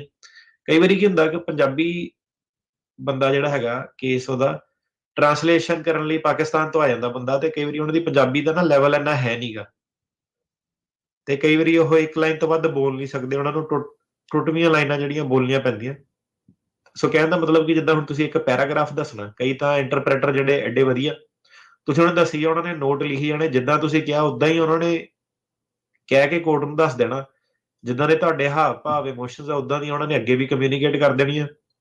ਤੇ ਕਈ ਵਾਰੀ ਕੀ ਹੁੰਦਾ ਕਿ ਜਿਹੜਾ ਇੰਟਰਪ੍ਰੇਟਰ ਆ, ਉਹਦਾ ਲੈਵਲ ਇੰਨਾ ਕੁ ਮਾੜਾ ਹੁੰਦਾ ਕਿ ਉਹ ਇੱਕ ਲਾਈਨ ਵੀ ਨਹੀਂ ਟੱਪਦਾ, ਤੇ ਰੁਕ ਜਾ ਅੱਗੇ ਦੱਸ, ਰੁਕ ਜਾ ਅੱਗੇ ਦੱਸ, ਹਨਾ। ਉਹ ਤੁਹਾਡੀ ਕਿਸਮਤ ਆ ਕਿੱਦਾਂ। ਸੋ ਜਿਹੜਾ ਤੁਹਾਡਾ ਸਟਾਈਲ ਉਹ ਹੋਣਾ ਚਾਹੀਦਾ ਉਹ ਇਦਾਂ ਕਿ ਜੇ ਤੁਸੀਂ ਇੱਕ ਪੈਰਾਗ੍ਰਾਫ ਬੋਲਣਾ, ਤੁਸੀਂ ਆਪਣੀ ਇੱਕ ਲਾਈਨ ਬੋਲਣੀ, ਜਿੱਦਾਂ ਮੈਂ ਬੋਲਿਆ ਕਿ ਇੱਕ ਲਾਈਨ ਕਿ ਮੈਂ ਉੱਥੇ ਜਾ ਰਿਹਾ ਸੀ, ਉਹਨੇ ਟਰਾਂਸਲੇਟ ਕਰਨੀ। ਫਿਰ ਉਸ ਤੋਂ ਬਾਅਦ ਮੇਰਾ ਜਿਹੜਾ ਸਮਾਗਮ ਜਦੋਂ ਮੁੱਕਾ, ਮੈਂ ਗੱਡੀ 'ਚ ਬਹਿ ਗਿਆ, ਉਹਨੂੰ ਟਰਾਂਸਲੇਟ ਕਰਨ ਦੇਣਾ। ਫਿਰ ਮੇਰੀ ਗੱਡੀ ਚੱਲੀ, ਮੈਂ ਆਇਆ, ਰਾਹ 'ਚ ਮੈਨੂੰ 2 ਜਣੇ ਨੇ ਘੇਰਿਆ, ਉਹਨੇ ਉਹਨਾਂ ਟਰਾਂਸਲੇਟ ਕਰ ਲੈਣਾ। ਤੇ ਫਿਰ ਜਦੋਂ ਮੈਂ ਬਾਹਰ ਨਿਕਲਿਆ, ਉਹਨਾਂ ਨੇ ਮੈਨੂੰ ਆਹ ਕਿਹਾ। ਸੋ ਇਦਾਂ ਤੁਸੀਂ ਆਪਣੀ ਜਿਹੜੀ ਲਾਈਨ ਆਫ ਥਾਟ ਆ ਉਹ ਛੱਡਣਾ ਨਹੀਂ। ਇੱਕ ਲਾਈਨ ਤੁਹਾਨੂੰ ਇਦਾਂ ਗੱਲ ਕਰਨ ਦਾ ਤੁਹਾਨੂੰ ਅੰਦਾਜ਼ ਹੋਣਾ ਚਾਹੀਦਾ ਕਿ ਜੇ ਤੁਹਾਨੂੰ ਕੋਈ ਵਿੱਚ ਇੰਟਰਫੀਅਰ ਕਰੇ ਕਿ ਰੁਕ ਜਾ, ਤੁਸੀਂ ਉੱਥੇ ਰੁਕ ਕੇ ਤੁਸੀਂ ਦੁਬਾਰਾ ਸ਼ੁਰੂ ਕਰ ਸਕਦੇ ਆ। ਇਹਦੇ ਵਿੱਚ ਕਈ ਵਾਰੀ ਆਪਾਂ ਦੇਖਦੇ ਹਾਂ ਕਿ ਬੰਦਾ ਉਲਝ ਜਾਂਦਾ, ਤੇ ਕਹਿਣ ਦਾ ਮਤਲਬ ਹੈ ਕਿ ਕੋਈ ਰੱਟਾ ਨਹੀਂ ਇਹਦੇ ਵਿੱਚ ਹੋਣਾ ਚਾਹੀਦਾ। ਤੁਹਾਡੇ ਅੰਦਰੋਂ ਜਿਹੜੀ ਤੁਹਾਡੇ ਬਿਆਨ, ਤੁਹਾਨੂੰ ਏਦਾਂ ਦਾ ਤੁਹਾਡਾ ਅੰਦਾਜ਼ ਹੋਣਾ ਚਾਹੀਦਾ ਕਿ ਭਾਵੇਂ ਤੁਹਾਨੂੰ ਰੋਕਿਆ ਜਾਵੇ, ਜਿੱਥੋਂ ਰੁਕੇ ਜਾਵੇ ਉੱਥੋਂ ਤੁਸੀਂ ਦੁਬਾਰਾ ਜਿਹੜਾ ਸ਼ੁਰੂ ਕਰਨ ਦੀ ਤੁਹਾਡੀ क्षमता ਜਿਹੜੀ ਆ ਉਹ ਹੋਣੀ ਚਾਹੀਦੀ ਆ। ਤੇ ਜੱਜ ਨੂੰ ਉਹੀ ਸੁਣਨਾ ਜੋ ਇੰਗਲਿਸ਼ ਦੇ ਵਿੱਚ ਗਿਆ ਵਾ, ਠੀਕ ਆ। ਕਈ ਵਾਰੀ ਜਿਹੜਾ ਟਰਾਂਸਲੇਟਰ ਹੁੰਦਾ ਉਹ ਗਲਤ ਵੀ ਦੱਸ ਦਿੰਦਾ, ਤਰੀਕ ਗਲਤ ਵੀ ਦੱਸ ਦਿੰਦਾ, ਜਿਹੜੇ ਨੰਬਰ ਵਗੈਰਾ ਵੀ ਗਲਤ ਦੱਸ ਦਿੰਦਾ। ਸੋ ਹੌਲੀ ਹੌਲੀ ਉਹਨੂੰ ਬੋਲੋ, ਤੇ ਜਦੋਂ ਟਰਾਂਸਲੇਟਰ ਕੋਈ ਚੀਜ਼ ਗਲਤ ਦੱਸ ਦੇਵੇ ਫਿਰ ਉਹਨੂੰ ਤੁਸੀਂ ਦੁਬਾਰਾ ਆਪ ਵੀ ਤੁਸੀਂ ਧਿਆਨ ਲਾਓ, ਕਿਉਂਕਿ ਤੁਸੀਂ ਉਹਨੂੰ ਕਹੋ, ਕਿਉਂਕਿ ਹਰੇਕ ਚੀਜ਼ 'ਚ ਤੁਹਾਡਾ ਜਿਹੜਾ ਵਕੀਲ ਆ ਨਾ ਉਹ ਜੰਪ ਨਹੀਂ ਕਰ ਸਕਦਾ। ਜੱਜ ਨੇ ਕਹਿਣਾ ਪਹਿਲਾਂ ਇਹਦੀ ਗੱਲ ਜਿਹੜੀ ਪੂਰੀ ਹੋ ਲੈਂਦੇ। ਕਈ ਠੀਕ ਹੈ। ਟਰਾਂਸਲੇਟਰ ਏਦਾਂ ਦੇ ਆ, ਫੋਰ ਐਗਜ਼ਾਮਪਲ ਜਿੱਦਾਂ ਤੁਸੀਂ ਕਿਹਾ ਕਿ 15 ਤਰੀਕ ਨੂੰ ਮੰਨ ਲਓ ਤੁਹਾਡੇ ਤੇ ਹਮਲਾ ਹੋਇਆ, ਹੂੰ ਤੁਸੀਂ ਕਹਿਤਾ ਮੇਰੇ ਤੇ 14 ਤਰੀਕ ਨੂੰ ਹਮਲਾ ਹੋਇਆ ਸੀ, ਨਹੀਂ ਮੇਰੇ ਤੇ 15 ਤਰੀਕ ਨੂੰ ਹਮਲਾ ਹੋਇਆ ਸੀਗਾ। ਜਿਹੜਾ ਟਰਾਂਸਲੇਟਰ ਉਹਨੇ ਏਦਾਂ ਹੀ ਟਰਾਂਸਲੇਟ ਕਰਨਾ ਕਿ ਨਹੀਂ ਮੇਰੇ ਤੇ 14 ਤਰੀਕ ਤੇ, ਨਹੀਂ ਮੇਰੇ ਤੇ 15 ਤੇ ਹੋਇਆ ਸੀਗਾ। ਕਈ ਟਰਾਂਸਲੇਟਰ ਉਹਨਾਂ ਨੇ ਸਮਝ ਜਾਣਾ ਕਿ ਨਹੀਂ ਇਹ ਇੱਕ ਉਹ ਗਲਤ ਬੋਲ ਹੋ ਗਿਆ ਵਾ, ਉਹਨਾਂ ਨੇ ਜਿਹੜਾ ਫਾਈਨਲ ਤੁਹਾਡਾ ਹੈਗਾ ਕਿ ਨਹੀਂ ਇੱਥੇ 15 ਤਰੀਕ ਨੂੰ ਹਮਲਾ ਹੋਇਆ ਸੀਗਾ। ਸੋ ਕਈ ਟਰਾਂਸਲੇਟਰਾਂ ਨੇ ਤੁਹਾਡੀ ਹਰੇਕ ਜਿਹੜੀ ਚੀਜ਼ ਆ ਉਹ ਠੀਕ ਕਰਨ ਦੀ ਕੋਸ਼ਿਸ਼ ਕਰਨੀ, ਟਰਾਂਸਲੇਸ਼ਨ ਜਿਹੜੀ ਇੰਟਰਪ੍ਰੀਟੇਸ਼ਨ ਉਹਨਾਂ ਨੇ ਕਰਨੀ ਆ। ਹੁਣ ਜਿਹੜੀ ਮੇਨ ਇਹਦੇ ਵਿੱਚ ਚੀਜ਼ ਆਉਂਦੀ ਆ ਕਿ ਕਈ ਵਾਰੀ ਬੰਦਾ ਫੋਰ ਐਗਜ਼ਾਮਪਲ ਉਹ ਕਹਿੰਦਾ ਕੀ ਕੀਤਾ ਸੀਗਾ, ਤੇ ਬੰਦਾ ਕਹਿੰਦਾ ਜੋ ਵੀ, ਚਲੋ ਮੈਂ ਪੋਸਟਰ ਲਗਾਉਂਦਾ ਸੀਗਾ, ਉਹਨੇ ਉਹ ਟਰਾਂਸਲੇਟ ਕਰਤਾ, ਤੇ ਕੁਰਸੀਆਂ ਵਗੈਰਾ ਲੰਗਰ ਕਰਦਾ ਸੀਗਾ। ਸੋ ਇਹ ਕੋਈ ਗੱਲ ਬਣੀ ਨਹੀਂ, ਕੁਰਸੀਆਂ ਕਰਦਾ ਸੀਗਾ, ਲੰਗਰ ਕਰਦਾ ਸੀਗਾ। ਏਦਾਂ ਨਾ ਲੋਕੀ ਖਾ ਜਾਂਦੇ, ਉਹਨਾਂ ਨੂੰ ਲੱਗਦਾ ਕਿ ਪਤਾ ਨਹੀਂ ਜਿਹੜਾ ਸ਼ਾਇਦ ਇੰਟਰਪ੍ਰੇਟਰ ਆ ਉਹਦੀ ਜ਼ਿੰਮੇਵਾਰੀ ਕਿਤੇ ਬਣਦੀ ਆ ਕਿ ਉਹਨੇ ਉਹਨੇ ਕਰਕੇ ਦੱਸਣਾ, ਉਹਦੀ ਕੋਈ ਜ਼ਿੰਮੇਵਾਰੀ ਨਹੀਂ ਬਣਦੀ। ਪਹਿਲੀ ਗੱਲ, ਤੁਸੀਂ ਜਿਹੜੀ ਚੀਜ਼ ਜਿਹੜੀ ਬੋਲੀ ਆ ਉਹੀ ਟਰਾਂਸਲੇਸ਼ਨ ਹੋਣੀ ਆ। ਉਹਨੇ ਵੀ ਅੱਗੋਂ ਇਹੀ ਕਹਿਣਾ ਕਿ ਨਹੀਂ, ਇਹ ਕਹਿੰਦਾ ਮੈਂ ਕੁਰਸੀਆਂ ਕਰਦਾ ਸੀਗਾ, ਜੱਜ ਨੇ ਕਹਿਣਾ ਇਹਦਾ ਕੀ ਮਤਲਬ ਹੋਇਆ ਕੁਰਸੀਆਂ ਕਰਦਾ ਸੀਗਾ। ਤੇ ਇੱਕ ਰੀਅਲ ਗੱਲ ਆ, ਉਹ ਕਹਿੰਦਾ ਕਿ ਮੈਂ ਨਾ ਲੰਗਰ 'ਚ ਹੈਲਪ ਕਰਦਾ ਸੀਗਾ, ਤੇ ਉਹਨੇ ਅੱਗੋਂ ਉਹੀ ਕਿਹਾ ਕਿ ਲੰਗਰ 'ਚ ਹੈਲਪ ਕਰਦਾ ਸੀਗਾ। ਤੇ ਜੱਜ ਕਹਿੰਦੀ ਸਵਾਲ ਸਮਝ ਨਹੀਂ ਆਇਆ ਕਿ ਲੰਗਰ ਕਹਿੰਦੀ ਖਾਣ 'ਚ ਹੈਲਪ ਕਰਦਾ ਸੀਗਾ ਕਿ ਲੰਗਰ ਲਗਾਉਣ 'ਚ ਹੈਲਪ ਕਰਦਾ ਸੀ, ਤੇ ਨਾਲ ਜੱਜ ਵੀ ਹੱਸ ਪਈ ਕਿ ਯਾਰ ਇਹ ਕੀ ਮਤਲਬ ਗੱਲ ਬਣੀ ਕਿ ਲੰਗਰ 'ਚ ਹੈਲਪ ਕਰਦਾ ਸੀਗਾ, ਮਤਲਬ ਕਿ ਕੋਈ ਸੈਂਸ ਨਹੀਂ ਬਣੀ ਹਨਾ। ਉਹਨੂੰ ਪੂਰਾ ਦੱਸੋ ਮੈਂ ਆਰਗੇਨਾਈਜ਼ ਕਰਦਾ ਸੀਗਾ ਕਿ ਕੀ ਕਰਦਾ ਸੀਗਾ, ਤੇ ਜੱਜ ਵੀ ਅੱਗੋਂ ਕਵੇ ਕਿ ਖਾਣ 'ਚ ਹੈਲਪ ਕਰਦਾ ਸੀਗਾ ਕਿ ਕੱਚ ਹੈਲਪ ਕਰਦਾ ਸੀਗਾ। ਸੋ ਟਰਾਂਸਲੇਸ਼ਨ ਇੰਟਰਪ੍ਰੀਟੇਸ਼ਨ ਜਿਹੜੀ ਆ ਉਦਾਂ ਦੀ ਉਦਾਂ ਹੀ ਹੋਣੀ ਆ, ਜੋ ਚੀਜ਼ ਤੁਸੀਂ ਕਹਿਣੀ ਆ। ਸੋ ਉਹ ਚੀਜ਼ ਦਾ ਤੁਸੀਂ ਧਿਆਨ ਜਿਹੜਾ ਰੱਖਣਾ। ਸੋ ਡਾਇਰੈਕਟ ਐਗਜ਼ਾਮੀਨੇਸ਼ਨ ਦੇ ਵਿੱਚ ਤੁਹਾਡੇ ਵਕੀਲ ਨੇ ਤੁਹਾਡੇ ਕੋਲ ਸਵਾਲ ਪੁੱਛਣੇ ਆ, ਜੱਜ ਵਿੱਚ ਟੋਕ ਕੇ ਆਪਣੀ ਕਲੈਰੀਫਿਕੇਸ਼ਨ ਲਈ ਸਵਾਲ ਹੋਰ ਪੁੱਛ ਸਕਦਾ। ਠੀਕ ਹੈ ਜੀ। ਤੇ ਜੇ ਤੁਹਾਡਾ ਵਕੀਲ ਕਈ ਵਾਰੀ ਤੁਹਾਡੇ ਕੋਲ ਡਾਇਰੈਕਟ ਹੀ ਸਵਾਲ ਪੁੱਛ ਲਿਓ, ਜਿਹਨੂੰ ਕਿ ਲੀਡਿੰਗ ਕੁਐਸਚਨ ਕਹਿੰਦੇ ਆ, ਤੇ ਅੱਗੋਂ ਸਰਕਾਰੀ ਵਕੀਲ ਆਬਜੈਕਟ ਵੀ ਕਰ ਸਕਦਾ ਕਿ ਲੀਡਿੰਗ ਕੁਐਸਚਨ ਆ, ਓਕੇ, ਕਿ ਆਹ ਚੀਜ਼ ਏਦਾਂ ਨਹੀਂ ਤੁਸੀਂ ਪੁੱਛ ਸਕਦੇ, ਇਹ ਤਾਂ ਤੁਸੀਂ ਡਾਇਰੈਕਟ ਉਹਨੂੰ ਹਿੰਟ ਜਿਹੜਾ ਉਹ ਦੇ ਰਹੇ ਆ ਸਵਾਲਾਂ ਦੇ ਜ਼ਰੀਏ। ਹਾਂਜੀ। ਤੇ ਜਿਹੜੀ ਹੀਅਰਿੰਗ ਆ ਉਹ ਸਾਰੀ ਰਿਕਾਰਡ ਹੁੰਦੀ ਆ, ਤਾਂ ਕਿ ਜਦੋਂ ਅਪੀਲ ਵਗੈਰਾ ਕਰਨੀ ਪਵੇ ਉੱਤੇ ਰਿਕਾਰਡ ਜਿਹੜਾ ਬਣਿਆ ਰਵੇ, ਤੇ ਮਾਈਕ੍ਰੋਫੋਨ ਦੇ ਜਿਹੜਾ ਲਾਗੇ ਆ ਕੇ ਬੋਲਣਾ। ਸੋ ਇੱਕ ਚੀਜ਼ ਜਿਹੜੀ ਆਪਾਂ ਦੇਖਦੇ ਆ ਮੋਸਟਲੀ, ਕਈ ਵਾਰੀ ਮੈਨੂੰ ਰੁਕ ਕੇ ਕਲਾਇੰਟਾਂ ਨੂੰ ਕਹਿਣੀ ਪੈਂਦੀ ਹੈ। ਠੀਕ ਹੈ। ਜਿੱਦਾਂ ਨਾ ਹੁਣ ਕੁਰਸੀ ਤੇ ਜਦੋਂ ਤੁਸੀਂ ਜਾਣਾ ਨਾ ਕਿਤੇ ਵੀ, ਭਾਵੇਂ ਲਾਅ ਆਫਿਸ ਆ, ਭਾਵੇਂ ਉਹ ਕੋਰਟ ਰੂਮ ਆ, ਜਿਹੜਾ ਤੁਹਾਡਾ ਮੈਨਰਿਜ਼ਮ ਆ ਨਾ ਉਹ ਚੀਜ਼ ਬੜੀ ਪਲੇ ਕਰਦਾ ਹਰ ਕਿਤੇ। ਜਿਹੜਾ ਹੈਗਾ ਜਦੋਂ ਤੁਸੀਂ ਕਿਤੇ ਵੀ ਜਾਂਦੇ ਆ, ਤੁਸੀਂ ਕੁਰਸੀ ਆਪਣੀ ਟੇਬਲ ਦੇ ਤੁਸੀਂ ਵੇਖਣਾ ਕਿ ਅੰਦਰ ਲੱਗੀ, ਉਹਨੂੰ ਕੱਢਣਾ ਬਾਹਰ, ਬਹਿਣਾ ਉੱਥੇ, ਜਦੋਂ ਉੱਠਣਾ ਤੁਸੀਂ ਵਾਪਸ ਉਹਨੂੰ ਰੱਖ ਕੇ ਕੁਰਸੀ ਨੂੰ ਅੰਦਰ ਕਰਕੇ ਫੇਰ ਜਾਣਾ। ਉੱਥੇ ਉਹ ਨਹੀਂ ਕਿ ਆਪਣੇ ਘਰ ਅੱਗੋਂ ਚੱਲ ਵੀ ਕੁਰਸੀ ਜੱਜ ਦੀ ਇੱਧਰ ਪਈ ਆ ਤਾਂ ਪਈ ਆ, ਕਦੀ ਪਾਣੀ ਪੀ ਨਿਕਲ ਗਏ ਕਦੀ ਉਹ। ਸੋ ਜਿਹੜਾ ਡਿਮੀਨਰ ਜਿਹੜਾ ਹੈਗਾ, ਖੜੇ ਹੋਣਾ, ਕੁਰਸੀ ਨੂੰ ਵਾਪਸ ਉੱਥੇ ਆਪਣੀ ਜਗ੍ਹਾ ਜਿਹੜਾ ਰੱਖ ਕੇ ਫੇਰ ਜਾਣਾ। ਹੁਣ ਕੀ ਆ ਕਿ ਜਦੋਂ ਤੁਸੀਂ ਟੇਬਲ ਤੇ ਬਹਿੰਦੇ ਆ, ਮਾਈਕ੍ਰੋਫੋਨ ਉੱਤੇ ਲੱਗਾ, ਮਾਈਕ੍ਰੋਫੋਨ ਕਈ ਵਾਰੀ ਪਿੱਛੇ ਪਿਆ ਹੁੰਦਾ, ਉਹ ਨਾ ਬੰਦਾ ਕਈ ਵਾਰੀ ਕੀ ਕਰਦਾ ਕਿ ਕੁਰਸੀ ਤੇ ਜਾ ਕੇ ਬਹਿ ਜਾਂਦਾ, ਕੁਰਸੀ ਵੀ ਪਿੱਛੇ ਰੱਖੀ ਆ, ਲੱਤਾਂ ਖੋਲ ਕੇ ਜਿੱਦਾਂ ਬਹਿ ਗਿਆ, ਕਿ ਜਿੱਦਾਂ ਆਪਣਾ ਕਹਿੰਦੇ ਨਾ ਕਿ ਮੈਨਸ ਪਲੈਨਿੰਗ, ਕਿ ਬਹਿਣ ਦਾ ਜਿਹੜਾ ਤਰੀਕਾ ਬੰਦੇ ਦਾ ਕਿੱਦਾਂ, ਹੱਥ ਕਿੱਦਾਂ ਰੱਖੇ ਆ, ਕੋਈ ਦਾੜੀ ਖੁਰਕਦਾ ਪਿਆ, ਕੋਈ ਹੱਥ ਮਲੀ ਜਾ ਰਿਹਾ ਆਪਸ 'ਚ, ਉਹ ਸਾਰੀਆਂ ਚੀਜ਼ਾਂ ਜਿਹੜੀਆਂ ਜੱਜ ਨੋਟ ਕਰਦਾ। ਤੁਸੀਂ ਉੱਥੇ ਜਾ ਕੇ ਨਾ ਆਰਾਮ ਨਾਲ ਜਿਹੜਾ ਹੱਥ ਆਪਣੇ ਟੇਬਲ ਤੇ ਰੱਖ ਕੇ ਬਹਿਣਾ, ਉਹ ਕੋਈ ਏਦਾਂ ਨਹੀਂ ਕਰਨਾ ਕਿ ਮਾਈਕ ਦੇ ਵਿੱਚ ਏਦਾਂ ਹੋ ਰਿਹਾ ਕਦੀ, ਜਦੋਂ ਉਹਨੇ ਬੋਲਣਾ ਫੇਰ ਅੱਗੇ ਹੋ ਜਾਂਦਾ ਬੰਦਾ, ਫੇਰ ਪਿੱਛੇ। ਹੁਣ ਯਾਰ 4 ਘੰਟੇ ਦੀ ਹੀਅਰਿੰਗ ਚੱਲਣੀ, ਉਹ ਚ ਏਦਾਂ ਹੀ ਥੋੜਾ ਨਾ ਕਰੀ ਜਾਣਾ। ਉਹਨੂੰ ਮਾਈਕ ਨੂੰ ਖਸਕਾਓ, ਉਹਨੂੰ ਆਪਣੇ ਅੱਗੇ ਲੈ ਕੇ ਆਓ, ਆਪਣੇ ਆਪ ਨੂੰ ਕੰਫਰਟ ਕਰੋ। ਜਿੱਦਾਂ ਹੁਣ ਬੰਦਾ ਗੱਡੀ ਚਲਾਉਂਦਾ ਹੈ ਨਾ, ਆਪਣੀ ਸੀਟ ਵਗੈਰਾ ਐਡਜਸਟ ਐਡਜਸਟਮੈਂਟ ਕਰਦਾ। ਕਰਦਾ ਕਿ ਕਿੱਦਾਂ ਹਾਈਟ ਕਿੰਨੀ ਹੋਣੀ ਚਾਹੀਦੀ, ਲੈਵਲ ਕਿੱਦਾਂ ਹੋਣਾ ਚਾਹੀਦਾ, ਸਟੀਅਰਿੰਗ ਕਿੱਥੇ ਆ, ਉੱਪਰ ਥੱਲੇ ਆ। ਹੁਣ ਤੁਹਾਡਾ ਸਭ ਤੋਂ ਜ਼ਿੰਦਗੀ ਦਾ ਇੰਪੋਰਟੈਂਟ ਅਸਾਈਨਮੈਂਟ ਤੁਹਾਡੀ ਆ ਗਈ ਆ। ਉਹ ਮਾਈਕ ਉੱਪਰ ਥੱਲੇ ਹੁੰਦਾ, ਉਹਨੂੰ ਪੂਰਾ ਜਿੱਥੇ ਕਿ ਤੁਹਾਡਾ ਲੈਵਲ ਆ, ਜਿੱਥੇ ਕਿ ਆਵਾਜ਼ ਸਹੀ ਹੈ, ਕਿ ਏਦਾਂ ਵੀ ਨਾ ਹੋਵੇ ਕਿ ਕਈ ਵਾਰੀ ਅੱਡੀ ਲਾਗੇ ਮਾਈਕ ਕਰ ਲੈਂਦੇ, ਉਹ ਬੰਬ ਵਾਂਗੂ ਜਿਹੜੀ ਆਵਾਜ਼ ਜਿਹੜੀ ਜਾਂਦੀ ਹੈ ਨਾ। ਸੋ ਉਹ ਜਿਹੜੀ ਚੀਜ਼ ਆ, ਉਹ ਨਰਵਸ ਨਹੀਂ ਉੱਥੇ ਹੋਣਾ। ਕੁਰਸੀ ਤੇ ਬਹੋ ਜਾ ਕੇ ਆਰਾਮ ਨਾਲ, ਮਾਈਕ ਆਪਣਾ ਜਿਹੜਾ ਸੈੱਟ ਜਿਹੜਾ ਕਰ ਲਓ ਇੱਕ ਵਾਰੀ, ਕਿੱਦਾਂ ਕਿੱਥੇ ਕੁ ਲੈਵਲ ਆ। ਜੇ ਤੁਹਾਨੂੰ ਬਾਥਰੂਮ ਬ੍ਰੇਕ ਵਗੈਰਾ ਜਿਹੜੀ ਲੱਗਣੀ ਆ, ਉਹਨੂੰ ਫਿਰ ਕੁਰਸੀ ਨੂੰ ਅੰਦਰ ਟੇਬਲ ਦੇ ਕਰਕੇ ਜਾਣਾ। ਇਹ ਭਾਵੇਂ ਤੁਸੀਂ ਲਾਅ ਆਫਿਸ 'ਚ ਜਾਂਦੇ ਆ, ਭਾਵੇਂ ਤੁਸੀਂ ਇਹ ਜੱਜ ਦੇ ਮੂਹਰੇ ਜਾਂਦੇ ਆ, ਇਹ ਚੀਜ਼ਾਂ ਜਿਹੜੀਆਂ ਬੇਸਿਕ ਜਿਹੜੀ ਕਰਟਸੀ ਉਹ ਹੈਗੀ ਆ। ਜਦੋਂ ਕਟਕੜੇ ਚੋਂ ਤੁਸੀਂ ਬਾਹਰ ਨਿਕਲਦੇ ਆ ਹਨਾ, ਉਹ ਦਰਵਾਜ਼ਾ ਜਿਹਾ ਹੁੰਦਾ, ਜੇ ਸਰਕਾਰੀ ਵਕੀਲ ਤੁਹਾਡੇ ਪਿੱਛੇ ਆ, ਬ੍ਰੇਕ ਆ, ਉਹਨੂੰ ਤੁਸੀਂ ਖੋਲ ਕੇ ਪਹਿਲਾਂ ਜਾ ਲੈਂਦਾ ਉਹਨੂੰ ਹਨਾ, ਸਰਕਾਰੀ ਵਕੀਲ ਨੂੰ, ਜਾਂ ਫੜ ਕੇ ਰੱਖੋ ਦਰਵਾਜ਼ਾ ਉਹਦੇ ਲਈ। ਉਹ ਕਈ ਵਾਰੀ ਏਦਾਂ ਹੁੰਦਾ, ਉਹ ਵਿਚਾਰੀ ਪਿੱਛੇ ਪਿੱਛੇ ਤੁਰੀ ਹੁੰਦੀ ਆ, ਬੰਦਾ ਦਰਵਾਜ਼ਾ ਛੱਡ ਦਿੰਦਾ ਉਹਦੇ ਮੂੰਹ ਦੇ ਉੱਤੇ। ਸੋ ਠੀਕ ਇਹ ਆ। ਅਮਰੀਕਾ 'ਚ ਜਿਹੜੀ ਕਾਮਨ ਕਟ ਸੀ ਕਿ ਦਰਵਾਜ਼ਾ ਜਦੋਂ ਤੁਸੀਂ ਫੜ ਕੇ ਰੱਖਣਾ, ਬੰਦੇ ਨੂੰ ਆਲਣ ਦੇਣਾ ਹਨਾ, ਉਹ ਛੋਟੀਆਂ ਛੋਟੀਆਂ ਚੀਜ਼ਾਂ ਜਿਹੜੀਆਂ ਉਹ ਐਡ ਹੁੰਦੀਆਂ, ਤੇ ਇਹ ਤੁਹਾਡੇ ਵਿਰੋਧ ਹੀ 'ਚ ਹੀ ਆ ਉਹ ਹਨਾ। ਤੇ ਪਰ ਫਿਰ ਵੀ ਇਨਸਾਨ ਅਗਲੀ ਤੇ ਅਗਲੀ ਆਪਣੀ ਜੌਬ ਕਰਦੀ ਹੈ ਜਾਂ ਕਰਦਾ, ਤੇ ਉਹਨੂੰ ਆ ਜਿਹੜਾ ਮੈਨਰਿਜ਼ਮ ਦੇ ਕਰਕੇ ਨਹੀਂ ਉਹਨੂੰ ਜਿਹੜਾ ਪ੍ਰੋਬਲਮ ਕੋਈ ਜਿਹੜੀ ਆਣੀ ਚਾਹੀਦੀ।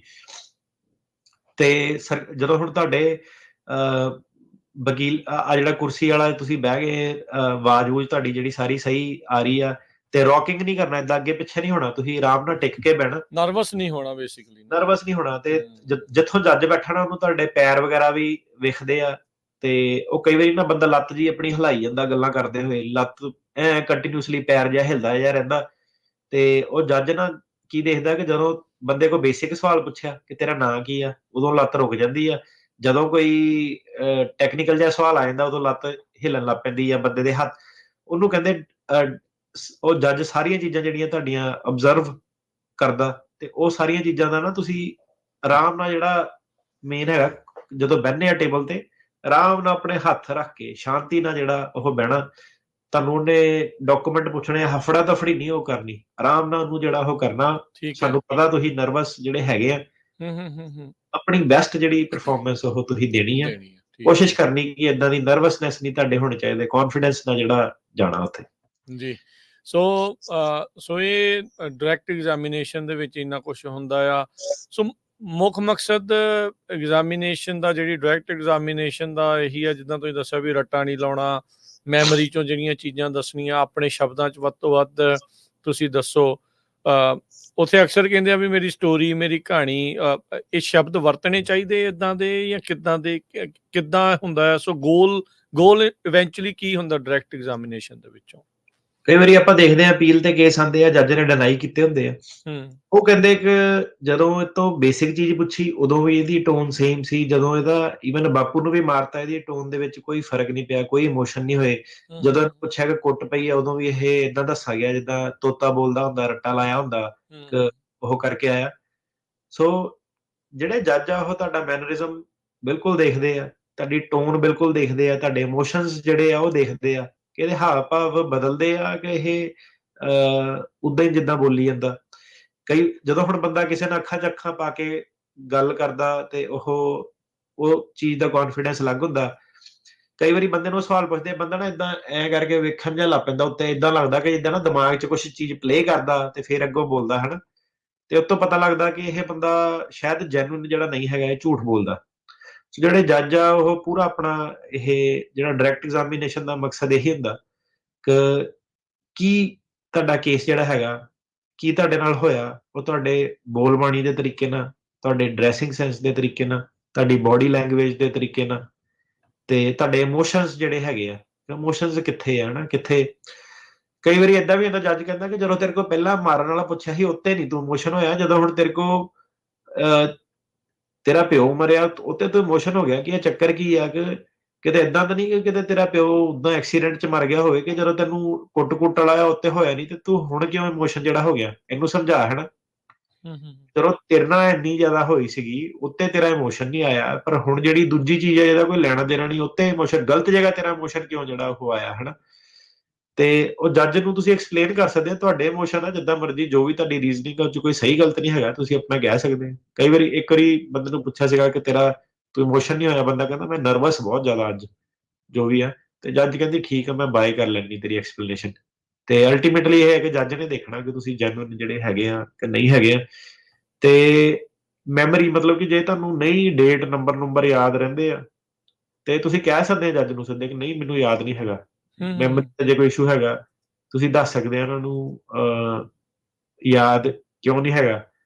ਤੇ ਮੁੱਖ ਦੀ ਗੱਲ ਇਹ ਹੈ ਕਿ ਹਰੇਕ ਚੀਜ਼ ਦਾ ਜਵਾਬ ਇਹ ਨਹੀਂ ਹੋ ਸਕਦਾ ਕਿ ਨਹੀਂ ਮੈਨੂੰ ਪਤਾ ਨਹੀਂ, ਉਹਨੇ ਕਹਿਣਾ ਕਿਉਂ ਨਹੀਂ ਪਤਾ। ਇੱਕ ਬੰਦੇ ਨੂੰ ਉਹਨੇ ਪੁੱਛਿਆ ਕਿ ਤੇਰਾ ਉਹਦੀ ਬਿਆਨ ਸੀਗੇ ਕਿ ਮੈਂ ਵੋਟਾਂ 'ਚ ਜਿੱਦਾਂ ਫੋਰ ਐਗਜ਼ਾਮਪਲ ਲੋਕਾਂ ਨੂੰ ਕਹਿੰਦਾ ਕਿ ਪਾਰਟੀ ਨੂੰ ਵੋਟਾਂ ਪਾਓ, ਜਿਹੜੀ ਵੀ ਉਹਦੀ ਪਾਰਟੀ ਸੀਗੀ, ਤੇ ਬਹੁਤ ਬੰਦੇ ਮੈਂ ਨਾਲ ਜੁੜੇ। ਉਹ ਕਹਿੰਦੀ ਤੇਰੀ ਵੋਟ ਬਣੀ ਆ, ਉਹਦੀ ਆਪਣੀ ਵੋਟ ਵੀ ਬਣੀ ਸੀ। ਉਹ ਕਹਿੰਦੇ ਤੂੰ ਵੋਟ ਪਾਈ ਹੈ ਕਦੀ? ਉਹ ਕਹਿੰਦਾ ਮੈਂ ਨਹੀਂ ਪਾਈ ਕਦੀ ਵੋਟ। ਉਹ ਕਹਿੰਦਾ ਕਿਉਂ ਨਹੀਂ ਪਾਈ ਵੋਟ? ਤੇ ਬੰਦੇ ਨੂੰ ਜਵਾਬ ਨਾ ਹੋਇਆ, ਕਹਿੰਦਾ ਪਤਾ ਨਹੀਂ ਮੈਨੂੰ ਕਿ ਮੈਂ ਕਿਉਂ ਨਹੀਂ ਪਾਈ। ਜੱਜ ਕਹਿੰਦੀ ਇਹ 'ਚ ਪਤਾ ਨਹੀਂ ਹੋਣ ਵਾਲੀ ਤੇ ਕੋਈ ਗੱਲ ਹੀ ਨਹੀਂ ਕਿ ਪਤਾ ਨਹੀਂ ਵੋਟ ਕਿਉਂ ਨਹੀਂ ਪਾਈ, ਮੈਂ ਤੇਰੇ ਕੋਲ ਰੀਜ਼ਨ ਪੁੱਛਦੀ ਪਈ ਆ, ਤੇ ਉਹ ਮੈਨੂੰ ਪਤਾ ਨਹੀਂ, ਕਹਿੰਦਾ ਮੈਂ ਵੋਟ ਕਿਉਂ ਨਹੀਂ ਪਾਈ, ਹਨਾ। ਹੂੰ, ਹੂੰ, ਹੂੰ, ਹੂੰ। ਤੇ ਬੰਦੇ ਕੋਲ ਕੋਈ ਰੀਜ਼ਨ ਆ ਕਿ ਭਾਈ ਤੂੰ ਕਿਉਂ ਨਹੀਂ ਗਿਆ ਵੋਟ ਪਾਉਣ, ਤੇਰਾ ਉਦਣ ਕੋਈ ਪ੍ਰੋਬਲਮ ਸੀਗੀ ਤੇਰੇ, ਜਾਂ ਉਹ ਬੰਦੇ ਨੂੰ ਕਈ ਵਾਰੀ ਇਹੀ ਪੁੱਛ ਲੈਂਦੇ ਕਿ ਤੂੰ ਕਹਿੰਦਾ ਲੋਕਾਂ ਨੂੰ ਵੋਟਾਂ 'ਚ ਜੋੜਨਾ, ਤੂੰ ਮੈਨੂੰ ਦੱਸ ਕਿ ਪੰਜਾਬ 'ਚ ਇਲੈਕਸ਼ਨ ਕਦੋਂ ਸੀਗੇ ਪਿਛਲੇ ਸਾਲ, ਹੂੰ, ਪਿਛਲੀ ਹੂੰ, ਵਾਰੀ, ਹੂੰ, ਹੂੰ। ਉਸ ਤੋਂ ਪਹਿਲਾਂ ਇਲੈਕਸ਼ਨ ਕਦੋਂ ਸੀਗੇ, ਹਨਾ। ਤੇ ਬੰਦਾ ਇੱਕ ਪਾਸੇ ਤਾਂ ਕਹੀ ਜਾ ਰਿਹਾ ਕਿ ਮੈਂ ਇੰਨੇ ਜਣਿਆਂ ਨੂੰ ਮੈਂ ਵੋਟਾਂ ਕਨਵਿੰਸ ਕਰਨ ਲਈ ਕੀਤਾ, ਤੇ ਬੰਦੇ ਨੂੰ ਪਤਾ ਹੈ ਨਹੀਂ ਕਿ ਇਲੈਕਸ਼ਨ ਕਦੋਂ ਸੀਗੇ, ਤੇ ਖੜਾ ਕੌਣ ਸੀਗਾ ਉਮੀਦਵਾਰ, ਵਿਰੋਧੀ ਉਮੀਦਵਾਰ ਕੌਣ ਖੜੇ ਸੀਗੇ। ਜਿਹੜਾ ਜੱਜ ਆ ਸਵਾਲਾਂ 'ਚ ਸਵਾਲ ਜਿਹੜੇ ਤੁਹਾਡੇ ਡਾਇਰੈਕਟ ਐਗਜ਼ਾਮੀਨੇਸ਼ਨ ਜਦੋਂ ਚੱਲਦਾ ਉਦੋਂ ਪੁੱਛਦੇ ਆ। ਤੇ ਤਾਂ ਕਰਕੇ ਜਿਹੜਾ ਨਾ ਇਹ ਜਿਹੜਾ ਕੇਸ ਹੁੰਦੇ ਆ, ਇਹ ਪ੍ਰੋਗਰਾਮ ਵੀ ਆਪਣੇ ਕਰਨ ਦਾ ਮਕਸਦ ਜਿਹੜਾ ਹੁੰਦਾ ਕਿ ਇਹ ਕੋਈ ਉਹ ਨਹੀਂ ਕਿ ਕਿਸੇ ਨੇ ਰੱਟਾ ਲਾ ਲੈਣਾ ਜਾਂ ਵਕੀਲ ਨੇ ਕਿਸੇ ਨੂੰ ਘੋਟ ਕੇ ਪਵਾ ਲੈਣਾ। ਇਹ ਤੁਹਾਡੀ ਜਿਹੜੀ ਪੋਲੀਟੀਕਲ ਅਸਾਈਲਮ ਦਾ ਕੇਸ ਆ, ਸਾਰੀ ਤੁਹਾਡੀ ਨੌਲੇਜ ਪਰਖੀ ਜਾਊਗੀ, ਤੁਹਾਡੀ ਹਾਜ਼ਰ ਜਵਾਬੀ ਜਿਹੜੀ ਪਰਖੀ ਜਾਊਗੀ। ਸੋ ਉਹ ਚੀਜ਼ ਦਾ ਜਿਹੜਾ ਇਹ ਕੇਸ ਹੁੰਦਾ। ਇੱਕ ਰੀਜ਼ਨ ਇਹ ਵੀ ਸੀਗਾ ਕਿ ਆਪਣੇ ਜਿਹੜੇ ਆਫਿਸ ਦਾ ਸਕਸੈਸ ਰੇਟ ਜ਼ਿਆਦਾ ਤਾਂ ਕਰਕੇ ਸੀਗਾ ਕਿ ਬੰਦੇ ਨੂੰ ਕਿਸੇ ਨੂੰ ਵੀ ਦੱਸ ਤੇਰੇ ਨਾਲ ਕੀ ਹੋਇਆ, ਕੋਈ ਵੀ ਬਿਆਨ ਜਿਹੜਾ ਆਫਿਸ ਚੋਂ ਕੋਈ ਵੀ ਲਾਈਨ ਇਦਾਂ ਦੀ ਨਹੀਂ ਜਾਣੀ ਜਿਹੜਾ ਬੰਦੇ ਦੇ ਆਪਣੇ ਮੂੰਹੋਂ ਨਹੀਂ ਨਿਕਲੀ ਹੈ। ਤੇ ਕੋਈ ਵੀ ਜਿਹੜਾ ਬੰਦਾ ਇਹ ਚੀਜ਼ਾਂ ਰੱਟਾ ਲਾ ਕੇ ਨਹੀਂ ਕਰ ਸਕਦਾ ਹੈਗਾ। ਜਿਹੜੀ ਤੁਹਾਡੇ ਨਾਲ ਹੱਡ ਬੀਤੀ ਆ ਉਹੀ ਤੁਹਾਨੂੰ ਦੱਸਣੀ ਪੈਂਦੀ ਆ।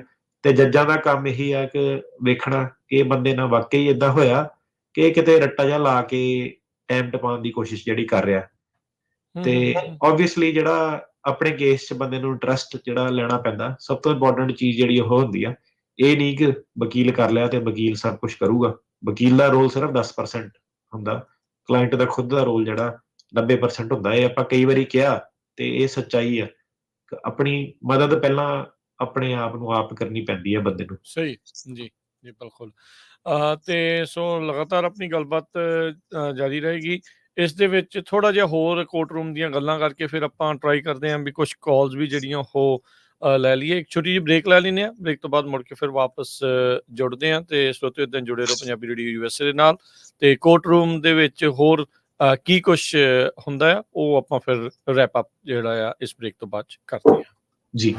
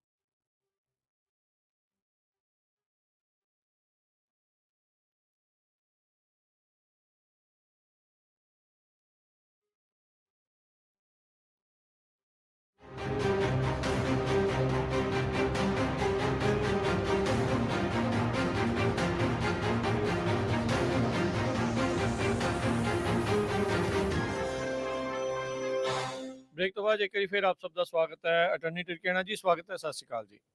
ਸਤਿ ਸ਼੍ਰੀ ਅਕਾਲ ਜੀ।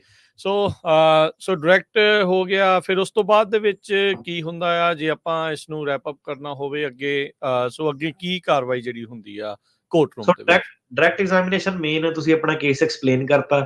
ਇਸ ਤੋਂ ਬਾਅਦ ਜੱਜ ਤੇ ਸਰਕਾਰੀ ਵਕੀਲ ਦੋ ਟਾਈਪ ਦੇ ਆ। ਕਈ ਜਿਹੜੇ ਜੱਜ ਆ ਕੇਸ ਅਪਰੂਵ ਕਰਨਾ ਚਾਹੁੰਦੇ ਹੁੰਦੇ ਆ, ਤੇ ਸਰਕਾਰੀ ਵਕੀਲ ਕਈ ਵਾਰੀ ਸਵਾਲ ਬਿਲਕੁਲ ਵੀ ਨਹੀਂ ਪੁੱਛਦਾ। ਏਦਾਂ ਵੀ ਹੋਇਆ, ਕਈ ਵਾਰੀ ਉਹ ਬੇਸਿਕ ਜਿਹਾ ਪੁੱਛਦੇ ਆ, ਇੱਕ ਅੱਧਾ ਸਵਾਲ ਪੁੱਛਦੇ ਆ। ਕਈ ਵਾਰੀ ਉਹ ਤੁਹਾਡੇ ਕੋਲ ਇਹ ਪੁੱਛਦੇ ਆ ਕਿ ਕਿਤੇ ਕੋਈ ਕ੍ਰਿਮੀਨਲ ਰੈਕਡ ਤਾਂ ਨਹੀਂ ਏਦਾਂ, ਤੇ ਕਈ ਵਾਰੀ ਪਤਾ ਲੱਗ ਜਾਂਦਾ ਉੱਥੇ ਇੱਕ ਕੇਸ ਪਾਸ ਜਿਹੜਾ ਹੋ ਜਾਣਾ। ਕਈ ਵਾਰੀ ਜੱਜ ਦੀ ਰੇਟਿੰਗ ਤੋਂ ਤੇ ਸਰਕਾਰੀ ਵਕੀਲ ਕਿਹੜਾ ਪੇਸ਼ ਹੁੰਦਾ ਉਹ ਤੋਂ ਪਤਾ ਲੱਗ ਜਾਂਦਾ ਕੇਸ ਪਾਸ ਹੋਣਾ। ਕਈ ਵਾਰੀ ਜਿਹੜਾ ਸਰਕਾਰੀ ਵਕੀਲ ਹੁੰਦਾ ਉਹ ਨਿਊਟਰਲ ਜਿਹਾ ਹੁੰਦਾ ਕਿ ਉਹਨੇ ਆਪਣੀ ਜੌਬ ਕਰਨੀ, ਉਹਨੇ ਸਵਾਲ ਤੁਹਾਡੇ ਕੋਲ ਪੁੱਛਣੇ ਔਖੇ। 10-15 ਮਿੰਟ ਦੇ ਤੁਸੀਂ ਟਿਕ ਗਏ ਤਾਂ ਉਹਨੇ ਕਹਿਣਾ ਨਹੀਂ, ਮੈਨੂੰ ਹੋਰ ਕੋਈ ਸਵਾਲ ਨਹੀਂ, ਤੇ ਮੈਨੂੰ ਇਹ ਕੇਸ ਜੇ ਗ੍ਰਾਂਟ ਹੋ ਜਾਏ ਮੈਨੂੰ ਕੋਈ ਆਬਜੈਕਸ਼ਨ ਨਹੀਂ। ਕਈ ਸਰਕਾਰੀ ਵਕੀਲ ਜਿਹੜੇ ਹੈਗੇ ਆ ਉਹ ਪੂਰੀ ਫਾਈਟ ਉਹਨਾਂ ਨੇ ਜਿਹੜੀ ਤੁਹਾਡੇ ਨਾਲ ਪਾਣੀ ਆ, ਜੋ ਮਰਜ਼ੀ ਤੁਸੀਂ ਕਰ ਜਾਓ, ਉਹਨਾਂ ਨੇ ਪੂਰੀ ਤਹਿ ਤੱਕ ਜਾਣਾ। ਭਾਵੇਂ ਤੁਸੀਂ ਸਹੀ ਵੀ ਕਹਿ ਦੋ ਤੇ ਉਹ ਜਿਹੜਾ ਹੈਗਾ ਕਿ ਨਹੀਂ ਕੇਸ ਡਿਨਾਈ ਕਰਾਣਾ ਹੀ ਕਰਾਣਾ। ਉਦਾਂ ਦੇ ਵੀ ਸਰਕਾਰੀ ਵਕੀਲ ਜਿਹੜੇ ਹੁੰਦੇ ਆ, ਪੂਰੀ ਗਰਮੋ ਗਰਮੀ ਜਿਹੜੀ ਚੱਲਦੀ 2-2 ਘੰਟੇ 3-3 ਘੰਟੇ ਕਿ ਨਹੀਂ ਮੈਂ ਅਜੇ ਵੀ ਨਹੀਂ ਸੈਟਿਸਫਾਈ, ਨਹੀਂ 2 ਹੋਇਆ। ਹੀਰਿੰਗਾਂ 3 ਹੀਰਿੰਗਾਂ। ਏਦਾਂ ਦੇ ਵੀ ਸਰਕਾਰੀ ਵਕੀਲ ਜਿਹੜੇ ਹੈਗੇ ਆ ਕਿ ਛੱਡਦੇ ਨਹੀਂ, ਜਿਹੜੇ ਮਗਰ ਪੈ ਜਾਂਦੇ ਆ ਹਨਾ। ਤੇ ਤੁਸੀਂ ਇਹ ਮੰਨ ਕੇ ਚੱਲਣਾ ਕਿ ਉਦਾਂ ਦਾ ਸਰਕਾਰੀ ਵਕੀਲ ਤੁਹਾਨੂੰ ਜਿਹੜਾ ਟੱਕਰਨਾ। ਸੋ ਉਹ ਕ੍ਰਾਸ ਐਗਜ਼ਾਮੀਨੇਸ਼ਨ ਜਿਹੜੀ ਕਰਦਾ, ਤੇ ਉਹ ਫਿਰ ਤੁਹਾਨੂੰ ਪੁੱਛਦਾ ਕਿ ਅੱਛਾ ਤੂੰ ਏਦਾਂ ਕਿਹਾ ਸੀ ਕਿ ਨਹੀਂ ਕਿਹਾ ਸੀਗਾ, ਹਨਾ। ਤੂੰ ਮੇਰੇ ਹਾਂ ਜਾਂ ਨਾ ਦੇ ਵਿੱਚ ਜਵਾਬ ਦੇ। ਤੇ ਜਦੋਂ ਬੰਦੇ ਨੂੰ ਹਾਂ ਨਾ ਵਾਲਾ ਸਵਾਲ ਪੁੱਛਿਆ ਉਹਨੇ, ਤੇ ਹਾਂ ਨਾ ਚ ਜਵਾਬ ਜਿਹੜਾ ਦੇਣਾ ਪੈਣਾ, ਨਹੀਂ ਤੇ ਉਹਨੂੰ ਨਾ ਨਾਨ ਰਿਸਪੌਂਸਿਵ ਜਿਹੜਾ ਮੰਨਦੇ ਆ। ਕਈ ਵਾਰੀ ਬੰਦਾ ਨਾ ਉਹਦੇ ਸਵਾਲ ਨੂੰ ਨਾ ਆਨਸਰ ਕਰਦੇ ਹੋਏ ਕੁਝ ਹੋਰ ਕਹਿਣਾ ਚਾਹੁੰਦਾ, ਤੇ ਜੱਜ ਨੂੰ ਕਹਿੰਦਾ ਕਿ ਇਹ ਨਾਨ ਰਿਸਪੌਂਸਿਵ ਆ, ਤੂੰ ਜਵਾਬ ਨਹੀਂ ਦਿੱਤਾ ਉਹਦਾ। ਸੋ ਕਹਿਣ ਦਾ ਮਤਲਬ ਆ ਕਿ ਭਾਈ ਤੁਸੀਂ ਬਾਹਰ ਸੜਕ ਤੇ ਜੋ ਮਰਜ਼ੀ ਹੋ, ਜਿੰਨੀ ਮਰਜ਼ੀ ਤੁਹਾਡਾ ਦੌਰ ਟੱਪਾ ਹੋਵੇ, ਉੱਥੇ ਪਰ ਤੁਹਾਨੂੰ ਸਰਕਾਰੀ ਵਕੀਲ ਨੇ ਘੇਰਿਆ ਵਾ। ਉਹਨੇ ਸਵਾਲ ਪੁੱਛਣੇ ਆ, ਤੁਸੀਂ ਜਵਾਬ ਦੇਣੇ ਆ। ਬਿਲਕੁਲ। ਇਹ ਤੋਂ ਇਲਾਵਾ ਹੋਰ ਕੋਈ ਚੀਜ਼ ਨਹੀਂ ਹੈਗੀ। ਤੁਸੀਂ ਜੋ ਮਰਜ਼ੀ ਹੈਗੇ ਆ ਉੱਥੇ, ਤੁਸੀਂ ਜੇ ਜਵਾਬ ਨਹੀਂ ਦਿੱਤਾ ਤੇ ਜੱਜ ਨੇ ਮਾਰਕ ਕਰਨਾ ਹੈਗਾ ਨਾਨ ਰਿਸਪੌਂਸਿਵ। ਉੱਥੇ ਤੁਹਾਡੀ ਜਿਹੜੀ ਹੰਬਲਨੈਸ, ਇੱਕ ਹੰਬਲ ਬੰਦਾ ਹੁੰਦਾ ਨਾ, ਇੱਕ ਆਕੜ ਸਾਰੀ ਸਾਈਡ ਤੇ ਸਰਕਾਰੀ ਵਕੀਲ ਜਿਹੜਾ ਹੈਗਾ ਉਹਨੇ ਤੁਹਾਡੇ ਲਈ ਖੱਡਾ ਖੋਦਣਾ ਕਿ ਇਹ ਡਿਗੇ ਇਹਦੇ ਵਿੱਚ ਆ ਕੇ, ਹਨਾ। ਤੇ ਤੁਸੀਂ ਉਹ ਤੋਂ ਏਦਾਂ ਨਹੀਂ ਕਿ ਨਹੀਂ ਮੈਂ ਜਵਾਬ ਨਹੀਂ ਦੇਣੇ, ਮੈਂ ਭੱਜ ਜਾਣਾ, ਏਦਾਂ ਨਹੀਂ ਹੋਣਾ। ਤੁਹਾਨੂੰ ਉਹਨਾਂ ਜੂਝਣਾ ਪੈਣਾ, ਤੁਹਾਨੂੰ ਉਹਦੇ ਜਵਾਬ ਜਿਹੜੇ ਦੇਣੇ ਪੈਣੇ ਆ। ਪੇਸ਼ੈਂਟਲੀ ਤੁਸੀਂ ਉਹਦੇ ਜਵਾਬ ਦੇਣੇ ਆ। ਜੇ ਉਹਨੇ ਕਿਹਾ ਕਿ ਨਹੀਂ ਮੇਰੇ ਸਵਾਲ ਦਾ ਜਵਾਬ ਨਹੀਂ ਸੀਗਾ, ਤੇ ਉਹਨਾਂ ਬਹਿਸਣਾ ਨਹੀਂ, ਤੇ ਸੇਮ ਚੀਜ਼ ਦੁਬਾਰਾ ਨਹੀਂ ਕਹਿਣੀ। ਕਈ ਵਾਰੀ ਬੰਦਾ ਨਾ ਸੇਮ ਹੀ ਚੀਜ਼ ਦੁਬਾਰਾ ਬੋਲੀ ਜਾਂਦਾ, ਸੇਮ ਚੀਜ਼ ਹੀ ਦੁਬਾਰਾ ਬੋਲੀ ਜਾਂਦਾ, ਕਿਉਂਕਿ ਮੈਂ ਗਤੀਵਿਧੀ ਬਹੁਤ ਕਰਦਾ ਸੀ, ਕਿਉਂਕਿ ਮੈਂ ਗਤੀਵਿਧੀ ਬਹੁਤ ਕਰਦਾ ਹੈਗਾ। ਬਿਲਕੁਲ ਗਲਤ ਜਵਾਬ ਆ। ਜੇ ਤੁਹਾਨੂੰ ਜੱਜ ਨੇ ਜਾਂ ਉਹਨੇ ਇੱਕ ਵਾਰੀ ਵੀ ਕਹਿਤਾ ਕਿ ਮੇਰੇ ਸਵਾਲ ਦਾ ਜਵਾਬ ਨਹੀਂ ਹੈ, ਤੁਸੀਂ ਉਹਨੂੰ ਕਹੋ ਮੈਂ ਮਾਫੀ ਚਾਹੁੰਦਾ, ਮੈਨੂੰ ਸਵਾਲ ਤੇਰਾ ਸਮਝ ਨਹੀਂ ਸ਼ਾਇਦ ਲੱਗਾ, ਇੱਕ ਵਾਰੀ ਫੇਰ ਮੈਨੂੰ ਆਪਣਾ ਜਿਹੜਾ ਸਵਾਲ ਆ ਪਲੀਜ਼ ਪੁੱਛਿਓ। ਪਲੀਜ਼ ਕਹਿਣਾ, ਪਲੀਜ਼ ਮੈਨੂੰ ਆਪਣਾ ਸਵਾਲ ਜਿਹੜਾ ਰਿਪੀਟ ਕਰ ਦਿਓ। ਹੂੰ। ਫਿਰ ਉਹਨੂੰ ਸਵਾਲ ਰਿਪੀਟ ਕਰੂਗਾ, ਉਹਨੂੰ ਫਿਰ ਦੁਬਾਰਾ ਨਵੇਂ ਅੰਦਾਜ਼ ਨਾਲ ਜਿਹੜਾ ਜਵਾਬ ਉਹ ਦੇਣਾ। ਸੋ ਇੱਥੇ ਕਈ ਵਾਰੀ ਨਾ ਉਹ ਕੈਸਟ ਜੀ ਜਿਹੜੀ ਆਪਣੀ ਅਟਕਾ ਲੈਂਦੇ ਆ। ਬਾਹਰ ਵੀ ਉਦਾਂ ਹੀ ਬਹਿਸਦੇ ਆ, ਕੋਰਟ ਦੇ ਅੰਦਰ ਵੀ ਉਦਾਂ ਹੀ, ਕਿ ਬਸ ਜਿੱਦਾਂ ਸੀਡੀ ਜੀ ਨਹੀਂ ਬੰਦੇ ਨੇ ਅਟਕਾ ਲਈ ਕਿ ਨਹੀਂ ਕਿਤੇ ਮੈਂ ਬਾਰ-ਬਾਰ ਬੋਲ ਦੇਣਾ ਜਾਂ ਮੈਂ ਉੱਚੀ ਬੋਲ ਦੇਣਾ ਮੈਂ ਸੱਚ ਹੋ ਜਾਣਾ। ਇੱਥੇ ਨਹੀਂ ਚੱਲਦਾ ਅਮਰੀਕਾ 'ਚ ਏਦਾਂ। ਇੱਥੇ ਜਵਾਬ ਭਾਈ ਦੇਣਾ ਪੈਣਾ ਵਾ, ਤੇ ਸਮਝਦਾਰੀ ਨਾਲ ਦੇਣਾ ਪੈਣਾ। ਤੇ ਉਹ ਚੀਜ਼ 'ਚ ਆਪਾਂ ਦੇਖਦੇ ਹਾਂ ਕਈ ਵਾਰੀ ਬੰਦਾ ਨਾ ਆਪਣੇ ਐਟੀਟਿਊਡ ਕਰਕੇ ਬਹੁਤ ਫਸ ਜਾਂਦਾ। ਠੀਕ ਹੈ ਜੀ। ਸੋ ਐਟੀਟਿਊਡ ਤੁਹਾਡਾ ਉੱਥੇ ਹੋਣਾ ਚਾਹੀਦਾ ਹੰਬਲਨੈਸ ਵਾਲਾ, ਕਿ ਮਤਲਬ ਕੋਰਟ ਦੇ ਕੋਲ ਪਾਵਰ ਆ, ਜੱਜ ਦੇ ਕੋਲ ਪਾਵਰ ਆ। ਤੁਹਾਡਾ ਫਿਊਚਰ ਉਹਨਾਂ ਦੇ ਹੱਥ ਆ। ਹਾਂ, ਕਈ ਵਾਰ ਏਦਾਂ ਵੀ ਆ, ਕੋਈ ਨਹੀਂ ਜੀ ਜੇ ਹੋ ਗਏ ਫੇਲ ਤਾਂ ਹੋ ਗਏ, ਚੱਲ ਜਾਾਂਗੇ, ਕਿਸੇ ਨੂੰ ਨਹੀਂ ਕੋਈ ਫਰਕ ਪੈਣਾ। ਉਹ ਸਵਾਲ ਉਹਨੇ ਪੁੱਛਣੇ ਆ, ਜਵਾਬ ਦੇਣੇ ਪੈਣੇ, ਉੱਥੇ ਗੱਲ ਬਸ ਮੁੱਕਦੀ ਹੈ। ਮੁੱਕ ਦੀ ਗੱਲ ਹੈ। ਰੂਡ ਨਹੀਂ ਹੋਣਾ ਉਹਨਾਂ ਸਰਕਾਰੀ ਵਕੀਲ ਨਾਲ, ਫਰਸਟ੍ਰੇਟ ਨਹੀਂ ਹੋਣਾ, ਜੱਜ ਜੇ ਬੋਲਦੇ ਆ ਉਹਨਾਂ ਨਾਲ ਨਹੀਂ ਹੋਣਾ। ਕਈ ਵਾਰੀ ਨਾ ਲੋਕਾਂ ਨੇ ਦੱਸਿਆ ਕਿ ਜਿਹੜੇ ਜੱਜ ਹੁੰਦੇ ਨਾ, ਕਈ ਵਾਰੀ ਉਦਾਂ ਹੀ ਬੰਦੇ ਨੂੰ ਇਹ ਅਸਲੀਅਤ ਆ ਕਿ ਨਾ ਤਾਂ ਚਲੋ ਹੁਣ ਮੈਂ ਜੱਜ ਦਾ ਨਹੀਂ ਲੈ ਸਕਦਾ, ਕਹਿੰਦਾ ਕਿ ਮੈਨੂੰ ਨਾ ਹਸਾਉਣ ਦੀ ਕੋਸ਼ਿਸ਼ ਕਰੇ ਜੱਜ, ਸ਼ਕਲ ਜੀ ਥੋੜੀ ਬਣਾਵੇ ਏਦਾਂ। ਅੱਛਾ। ਹਾਂ, ਕਿ ਕਹਿੰਦਾ ਯਾਰ ਭਾਜੀ ਮੈਂ ਇਮੋਸ਼ਨਲ ਜਿਹੜਾ ਉਹ ਚੱਲਦਾ ਸੀ ਨਾ, ਜੱਜ ਏਦਾਂ ਕਹਿੰਦਾ ਹੋਰ ਤਰ੍ਹਾਂ ਮੇਰੇ ਵੱਲ ਦੇਖੇ, ਜਿਹੜਾ ਏਦਾਂ ਰਿਐਕਸ਼ਨ ਲੈਣਾ ਚਾਹੁੰਦਾ ਸੀ ਤੁਹਾਡੇ ਤੋਂ। ਰਿਐਕਸ਼ਨ ਲੈਣਾ ਚਾਹੁੰਦਾ ਸੀ ਕਿ ਹੈ ਕਿੱਦਾਂ ਦੀ ਹੈ, ਹਨਾ। ਹੂੰ। ਸਰਕਾਰੀ ਵਕੀਲ ਕਈ ਵਾਰੀ ਨਾ ਬੜਾ ਤਿੱਖਾ ਜਿਹਾ ਸਵਾਲ, ਜਿੱਦਾਂ ਬੜਾ ਰੂਡ ਜਿਹਾ, ਅੱਛਾ ਤੇਰਾ ਏਦਾਂ ਨਾ ਗਲਤ ਚੀਜ਼ ਤੇ ਜਿੱਦਾਂ ਘਰਦਿਆਂ ਦਾ ਮੁੱਦਾ ਆ ਜਾਂਦਾ, ਇਮੋਸ਼ਨਲ ਆ ਨਾ, ਉੱਤੇ ਉਹਨੇ ਵਿਅੰਗ ਜਿਹਾ ਤੁਹਾਡੇ ਤੇ ਕੱਸਣਾ ਜਿੱਦਾਂ ਹੁੰਦਾ। ਕਈ ਵਾਰੀ ਤੁਹਾਨੂੰ ਏਦਾਂ ਲੱਗਣਾ ਕਿ ਯਾਰ ਆ ਕੀ ਕਰੀ ਜਾਂਦਾ। ਉਹ ਭਰਾਵਾ ਠੰਡੇ ਰਹਿਣਾ ਉੱਥੇ, ਉਹ ਆਪਣੀ ਜੌਬ ਕਰਦੇ ਪਏ, ਉਹਨਾਂ ਦੀ ਉਹ ਚਾਹੁੰਦੇ ਆ ਕਿ ਤੁਸੀਂ ਫਰਸਟ੍ਰੇਟ ਹੋਵੋ, ਗੁੱਸੇ ਜਾਵੋ, ਨਰਵਸ ਹੋਵੋ, ਤੇ ਤਾਂ ਕਿ ਤੁਹਾਡੀ ਜਿਹੜੀ ਕਨਸੈਂਟਰੇਸ਼ਨ ਭੰਗ ਹੋਵੇ, ਫਿਰ ਤੁਸੀਂ ਗਲਤ ਜਵਾਬ ਦਿਓ। ਤੁਹਾਨੂੰ ਫਸਾਈਏ। ਉੱਥੇ ਡਿਮੀਨਰ ਆਪਣਾ ਜਿਹੜਾ ਕਾਮ ਰੱਖਣਾ, ਜਦੋਂ ਹੁਣ ਫਾਈਟ ਵੀ ਹੁੰਦੀ ਹੈ ਨਾ UFC ਦੀ ਵੀ, ਜਦੋਂ ਫਾਈਟ ਹੁੰਦੀ ਆ, ਜਿਹੜਾ ਇੱਕ ਫਾਈਟਰ ਆ ਉਹਦਾ ਕੰਮ ਸਿਰਫ ਇਹ ਹੈ ਕਿ ਦੂਜੇ ਬੰਦੇ ਨੂੰ ਖਿਜਾਣਾ, ਉਹਨੂੰ ਗੁੱਸਾ ਦਿਵਾਉਣਾ, ਉਹਨੂੰ ਤੇ ਥਕਾਉਣਾ। ਗੁੱਸੇ 'ਚ ਆ ਕੇ ਉਹ ਕਦੀ ਫਾਈਟ ਨਹੀਂ ਕਰ ਸਕਦਾ ਬੰਦਾ। ਮਤਲਬ ਜਿਹੜੀ ਈਵਨ ਲੜਾਈ ਅਸਲੀ ਦੀ ਵੀ ਹੈਗੀ ਨਾ, ਉਹਦੇ ਵਿੱਚ ਵੀ ਬੰਦੇ ਨੂੰ ਕਾਮ ਰਹਿਣਾ ਪੈਂਦਾ, ਤੇ ਜਿਹੜਾ ਬੰਦਾ ਉਹਦੇ ਵਿੱਚ ਵੀ ਜ਼ਿਆਦਾ ਜਿਹੜਾ ਜੋਸ਼ ਦਿਖਾਉਂਦਾ ਵਾ, ਉਹ ਹਮੇਸ਼ਾ ਹਾਰਦਾ ਵਾ। ਇਹ ਫੈਕਟ ਆ। ਸੋ ਉੱਥੇ ਕਾਮ ਜਿਹੜਾ ਰਹਿਣਾ, ਜਿਹੜਾ ਸ਼ਾਂਤ ਬੰਦਾ ਵਾ, ਹਮੇਸ਼ਾ ਉਹ ਜਿਹੜਾ ਜਿੱਤਦਾ। ਕੋਰਟ ਦੇ ਵਿੱਚ ਵੀ ਜਿਹੜੀ ਸੇਮ ਚੀਜ਼, ਜਿਹੜੀ ਉਹਦੀ ਗੱਲ ਨੂੰ ਸਮਝੋ ਕਿ ਉਹ ਤੁਹਾਨੂੰ ਉਲਝਾ ਰਿਹਾ, ਫਰਸਟ੍ਰੇਟ ਕਰ ਰਿਹਾ। ਜਿੱਥੇ ਨਹੀਂ ਸਮਝ ਆਉਂਦਾ ਪੁੱਛ ਲਓ ਕਿ ਆਈ ਐਮ ਸੌਰੀ, ਮੈਨੂੰ ਸਮਝ ਨਹੀਂ ਲੱਗੀ, ਇੱਕ ਵਾਰੀ ਪਲੀਜ਼ ਦੁਬਾਰਾ ਦੱਸ ਦਿਓ। ਸਹੀ ਹੈ ਜੀ। ਤੇ ਇਹ ਫਿਰ ਜਿਹੜਾ ਕਲਾਇੰਟ ਦਾ ਜਿਹੜਾ ਵਕੀਲ ਆ, ਉਹ ਵੀ ਫਿਰ ਵਿੱਚ ਇੰਟਰਪਟ ਨਹੀਂ ਕਰ ਸਕਦਾ ਜਦੋਂ ਸਵਾਲ ਜਵਾਬ ਹੁੰਦੇ ਆ, ਤੇ ਉਹ ਆਬਜੈਕਸ਼ਨ ਆਪਣੀ ਜ਼ਰੂਰ ਕਰ ਸਕਦਾ। ਸਵਾਲ ਜਿਹੜੀਆਂ ਲੀਗਲ ਜਿਹੜੀਆਂ ਆਬਜੈਕਸ਼ਨਸ ਹੁੰਦੀਆਂ, ਉਹ ਜ਼ਰੂਰ ਕਰ ਸਕਦਾ। ਪਰ ਜਦੋਂ ਸਰਕਾਰੀ ਵਕੀਲ ਨੇ ਤੁਹਾਨੂੰ ਘੇਰਾ ਪਾਇਆ, ਤੇ ਫਿਰ ਤੁਹਾਨੂੰ ਇਕੱਲੇ ਹੀ ਜਿਹੜਾ ਜੂਝਣਾ ਵਿੱਚ ਪੈਂਦਾ। ਤੁਹਾਡਾ ਵਕੀਲ ਸਿਰਫ ਉਹਦੇ ਵਿੱਚ ਆਬਜੈਕਸ਼ਨ ਕਰ ਸਕਦਾ, ਤੇ ਫਿਰ ਅੱਗੋਂ ਜੱਜ ਦੀ ਮਰਜ਼ੀ ਆ ਕਿ ਉਹਨੇ ਸਰਕਾਰੀ ਵਕੀਲ ਦਾ ਸਾਥ ਦੇਣਾ ਕਿ ਉਹਨੇ ਤੁਹਾਡਾ ਸਾਥ ਦੇਣਾ। ਕਈ ਵਾਰੀ ਜਿੱਦਾਂ ਹੁੰਦਾ, ਜੱਜ ਕਹਿੰਦਾ ਨਹੀਂ, ਮੈਂ ਆਲ ਅਲਾਓ ਇਟ, ਮਤਲਬ ਕਿ ਸਰਕਾਰੀ ਵਕੀਲ ਦਾ ਕੁਐਸਚਨ ਮੈਂ ਅਲਾਓ ਕਰ ਦੇਣਾ। ਕਈ ਵਾਰੀ ਜਿਹੜਾ ਜੱਜ ਹੁੰਦਾ, ਉਹ ਕਹਿੰਦਾ ਕਿ ਨਹੀਂ, ਤੂੰ ਏਦਾਂ ਨਹੀਂ ਪੁੱਛ ਸਕਦਾ, ਹੋਰ ਕੋਈ ਕੁਐਸਚਨ ਪੁੱਛ ਜਾਂ ਮੂਵ ਔਨ ਕਰ, ਹਨਾ। ਆਹ ਚੀਜ਼ ਜਿਹੜੀ ਹੁੰਦੀ ਹੈ ਕ੍ਰਾਸ ਐਗਜ਼ਾਮੀਨੇਸ਼ਨ ਦੇ ਵਿੱਚ। ਸੋ ਇਹ ਡਾਇਰੈਕਟ ਹੋ ਗਿਆ, ਕ੍ਰਾਸ ਹੋ ਗਿਆ, ਤੇ ਫਿਰ ਉਸ ਤੋਂ ਬਾਅਦ ਦੇ ਵਿੱਚ ਕੀ ਹੁੰਦਾ ਅੱਗੇ? ਰੀਡਾਇਰੈਕਟ ਹੁੰਦੀ ਹੈ ਫਿਰ? ਸੋ ਹੁਣ ਤੁਹਾਡੇ ਵਕੀਲ ਨੇ ਕੁਐਸਚਨ ਪੁੱਛ ਲਿਆ ਡਾਇਰੈਕਟ, ਸਰਕਾਰੀ ਵਕੀਲ ਨੇ ਪੁੱਛ ਲਿਆ ਕ੍ਰਾਸ ਤੇ ਫਿਰ ਤੁਹਾਡਾ ਵਕੀਲ ਆ ਜਿਹੜਾ, ਉਹਨੇ ਫੈਸਲਾ ਲੈਣਾ। ਉਹਨੇ ਦੇਖਣਾ ਕਿ ਜੇ ਕੋਈ ਗੜਬੜ ਤਾਂ ਨਹੀਂ ਹੋਈ, ਕੁਛ ਰਹਿ ਤਾਂ ਨਹੀਂ ਗਿਆ। ਮੁੱਦੇ ਹੁਣ ਕੀ, ਹੁਣ ਮੁੱਦੇ ਉੱਠ ਗਏ ਕੋਰਟ ਦੇ ਵਿੱਚ, ਜਾਂ ਮੇ ਵੀ ਮੁੱਦੇ ਨਹੀਂ ਉੱਠੇ, ਜਾਂ ਮੇ ਵੀ ਮੁੱਦੇ ਉੱਠ ਗਏ। ਤੇ ਕੱਲ ਇੱਕ ਜਿੱਦਾਂ ਆਪਾਂ ਇੱਕ ਕੇਸ ਪਾਇਆ ਸੀਗਾ, ਉਹਦੀ ਮੈਂ ਇੱਥੇ ਤਾਂ ਨਹੀਂ ਡਿਸਕਸ਼ਨ ਕਰੂੰਗਾ, ਉਹਦੀ ਵੀਡੀਓ ਵੀ ਤੁਸੀਂ ਟਿਕਟੌਕ ਵਗੈਰਾ, ਸੋਸ਼ਲ ਮੀਡੀਆ, ਇੰਸਟਾਗ੍ਰਾਮ ਤੇ ਮੇਰੇ ਤੇ ਦੇਖ ਸਕਦੇ ਆ। ਟੇਰਕਿਆਨਾ ਇਮੀਗ੍ਰੇਸ਼ਨ ਮੇਰਾ ਹੈਂਡਲ ਆ। ਤੇ ਉਹਦੇ ਵਿੱਚ ਮੁੱਦਾ ਇਹ ਉੱਠ ਗਿਆ ਸੀਗਾ ਕਿ ਜੱਜ ਸਾਹਿਬ ਕਹਿੰਦੇ ਕਿ ਮੈਂ ਨਾ ਸੈਟਿਸਫਾਈ ਨਹੀਂ ਹੋਈ ਕਿ ਬੰਦਾ ਆਪਣਾ ਜਿਹੜਾ ਸੀਗਾ ਭੱਜ ਕਿੱਦਾਂ ਗਿਆ ਪੁਲਿਸ ਦੀ ਜਕੜ ਦੇ ਵਿੱਚੋਂ। ਏਦਾਂ ਕਿੱਦਾਂ ਹੋ ਗਿਆ ਕਿ ਉਹਨਾਂ ਨੇ ਦਰਵਾਜ਼ਾ ਜਿਹੜਾ ਖੁੱਲਾ ਹੀ ਛੱਡਤਾ, ਤੇ ਉਹਨਾਂ ਨੇ ਸਵਾਲ ਪੁੱਛੇ। ਸੋ ਹੁਣ ਇਹਦੇ ਵਿੱਚ ਕੀ ਹੈ ਕਿ ਰੀਡਾਇਰੈਕਟ ਆ। ਮੈਨੂੰ ਹੁਣ ਪਤਾ ਨਹੀਂ ਕਿ ਮੈਂ ਹੁਣ ਹੋਰ ਸਵਾਲ ਪੁੱਛਾਂ, ਏਦਾਂ ਵੀ ਹੋ ਸਕਦਾ ਕਿ ਬੰਦਾ ਹੋਰ ਖਰਾਬ ਕਰ ਦੇਵੇ ਆਪਣਾ ਕੇਸ, ਕਿਉਂਕਿ ਮੈਨੂੰ ਥੋੜਾ ਨਾ ਹੁਣ ਪਤਾ ਕਿ ਬੰਦੇ ਨੇ ਕੀ ਜਵਾਬ ਜਿਹੜੇ ਦੇਣੇ ਆ। ਉਹਨੂੰ ਕਹਿੰਦੇ ਆ ਰੀਡਾਇਰੈਕਟ। ਠੀਕ ਹੈ। ਰੀਡਾਇਰੈਕਟ ਉਹ ਇੱਕ ਗੋਲਡ ਵੀ ਹੋ ਸਕਦਾ, ਸੋਨਾ ਵੀ ਹੋ ਸਕਦਾ ਕਿ ਮੈਂ ਸਵਾਲ ਪੁੱਛਾਂ ਤੇ ਬੰਦਾ ਵਧੀਆ ਵਧੀਆ ਜਵਾਬ ਦੇ ਦੇਵੇ, ਜਾਂ ਉਹ ਇੱਕ ਨਾਈਟਮੇਅਰ ਵੀ ਹੋ ਸਕਦਾ ਕਿ ਬੰਦਾ ਹੋਰ ਜ਼ਿਆਦਾ ਜਿਹੜੇ ਗੜਬੜ ਫਸ ਗਿਆ ਹਨਾ। ਤੇ ਉਹਨੂੰ ਕਹਿੰਦੇ ਆ ਰੀਹੈਬਿਲਿਟੇਟ, ਕਿ ਜਿਹੜਾ ਡੈਮੇਜ ਬੰਦੇ ਨੇ ਕੀਤਾ ਉਹਨੂੰ ਤੁਸੀਂ ਸਵਾਲ ਰਾਹੀਂ ਰੀਹੈਬਿਲਿਟੇਟ ਕਰ ਸਕਦੇ ਆ। ਫॉर एग्जांपल ਉਹ ਪੁੱਛਣ ਕਿ ਆਮ ਆਦਮੀ ਪਾਰਟੀ, ਨਤੀਜਾ ਇਹ ਨਿਕਲਿਆ ਕਿ ਕੋਰਟ ਦੇ ਵਿੱਚ ਏਦਾਂ ਦਾ ਸੈਂਟੀਮੈਂਟ ਆ ਕਿ ਇਹ ਆਮ ਆਦਮੀ ਪਾਰਟੀ ਇਹਨੂੰ ਬਚਾ ਸਕਦੀ ਸੀ। ਸਰਕਾਰੀ ਵਕੀਲ ਨੇ ਉੱਥੇ ਲਿਆ ਕੇ ਗੱਲ ਛੱਡਤੀ, ਹਨਾ। ਤੇ ਹੁਣ ਰੀਡਾਇਰੈਕਟ 'ਚ ਹੋਣਾ ਕਿ ਕਿਉਂ ਨਹੀਂ ਆਮ ਆਦਮੀ ਪਾਰਟੀ ਬਚਾ ਸਕਦੀ ਸੀ, ਕੀ ਹੋਇਆ, ਕਿਸਾਨੀ ਅੰਦੋਲਨ 'ਚ ਕਿੱਦਾਂ ਹੋਇਆ, ਉਹਨਾਂ ਨੇ ਕਿੱਦਾਂ ਹੈਂਡਲ ਕੀਤਾ ਅੰਦੋਲਨ, ਕੋਈ ਬੰਦਾ ਮਰਿਆ ਵੀ ਹੀ ਨਹੀਂ ਮਰਿਆ ਹੈਗਾ, ਸੈਂਟਰ ਦੇ ਵਿੱਚ ਕਿਹੜੀ ਪਾਰਟੀ ਸੀਗੀ, ਸਟੇਟ ਦੇ ਵਿੱਚ ਕਿਹੜੀ ਪਾਰਟੀ ਸੀਗੀ। ਉਹ ਤਾਂ ਹੁਣ ਚਲੋ ਜੇ ਬੰਦੇ ਨੂੰ ਪਤਾ ਕਿ ਦਿੱਲੀ ਸਟੇਟ ਦੇ ਵਿੱਚ ਆਹ ਪਾਰਟੀ ਸੀ, ਫਿਰ ਤਾਂ ਜਵਾਬ ਦੇ ਦੂਗਾ। ਹੁਣ ਜੇ ਬੰਦੇ ਨੂੰ ਪੋਲੀਟੀਕਲ ਨੌਲੇਜ ਹੀ ਨਹੀਂ ਹੈਗੀ, ਸਾਰੀ ਪਤਾ ਨਹੀਂ ਸੀਗਾ, ਤਾਂ ਉਹਨੇ ਜਵਾਬ ਨਹੀਂ ਉਹ ਦੇ ਸਕਦਾ, ਹਨਾ। ਤੇ ਸੇਮ ਚੀਜ਼ ਜਿੱਦਾਂ ਇਹ ਬੰਦੇ ਦੀ ਗੱਲ ਕਰੀਏ, ਇੱਕ ਦਰਵਾਜ਼ਾ ਕਿਉਂ ਨਹੀਂ ਪੁਲਿਸ ਨੇ ਜਿਹੜਾ ਬੰਦ ਕੀਤਾ ਸੀਗਾ, ਤੇ ਉਤੋਂ ਕਈ ਸਵਾਲ ਫਿਰ ਰੀਡਾਇਰੈਕਟ ਜਿਹੜੇ ਪੁੱਛੇ ਕਿ ਬਿਲਡਿੰਗ ਦਾ ਢਾਂਚਾ ਕਿੱਦਾਂ ਦਾ ਹੈਗਾ, ਅੰਦਰ ਕਿੰਨੇ ਲੋਕ ਸੀਗੇ, ਬਾਹਰ ਕਿੰਨੇ ਹੈਗੇ, ਜਿਹੜੇ ਪਹਿਰਾ ਦੇ ਰਹੇ ਸੀ ਉਹ ਕਿੰਨੇ ਹੈਗੇ, ਪਹਿਰਾ ਜਿਹੜੇ ਦਿੰਦੇ ਹੈਗੇ ਉਹ ਕਿੰਨੀ ਵਾਰੀ ਅੰਦਰ ਬਾਹਰ ਆਉਂਦੇ ਜਾਂਦੇ ਹੈਗੇ, ਦਰਵਾਜ਼ਾ ਉਹਨਾਂ ਨੂੰ ਖੁੱਲਾ ਕਿਉਂ ਰੱਖਣਾ ਪੈ ਰਿਹਾ ਸੀਗਾ, ਹਨਾ। ਸੋ ਬੰਦੇ ਨੇ ਐਕਸਪਲੇਨ ਕਰਤਾ ਆਪਣਾ ਸਾਰਾ, ਤੇ ਜੱਜ ਕਹਿੰਦੀ ਕਿ ਮੈਂ ਸੈਟਿਸਫਾਈਡ ਕਿ ਬੰਦਾ ਸਹੀ ਬੋਲ ਰਿਹਾ ਇਹ, ਤੇ ਮੈਨੂੰ ਐਕਸਪਲੇਨੇਸ਼ਨ ਜਿਹੜੀ ਮੇਰੀ ਮਿਲ ਗਈ ਕਿ ਦਰਵਾਜ਼ਾ ਕਿਉਂ ਖੁੱਲਾ ਸੀਗਾ। ਤੇ ਕਈ ਵਾਰੀ ਉਹ ਚੀਜ਼ਾਂ ਜਿਹੜੀਆਂ ਕਲੀਅਰ ਨਹੀਂ ਹੁੰਦੀਆਂ, ਤਾਂ ਕਰਕੇ ਤੁਹਾਨੂੰ ਜਿਹੜਾ ਰੀਡਾਇਰੈਕਟ ਐਗਜ਼ਾਮੀਨੇਸ਼ਨ ਕਰਨਾ ਪੈਂਦਾ, ਤੇ ਉਹ ਜਿਹੜਾ ਲਾਸਟ ਟਾਈਮ ਹੁੰਦਾ ਕਿ ਤੁਹਾਡਾ ਵਕੀਲ ਤੁਹਾਡੇ ਨਾਲ ਫਿਰ ਗੱਲ ਕਰਦਾ। ਜੀ ਜੀ ਬਿਲਕੁਲ।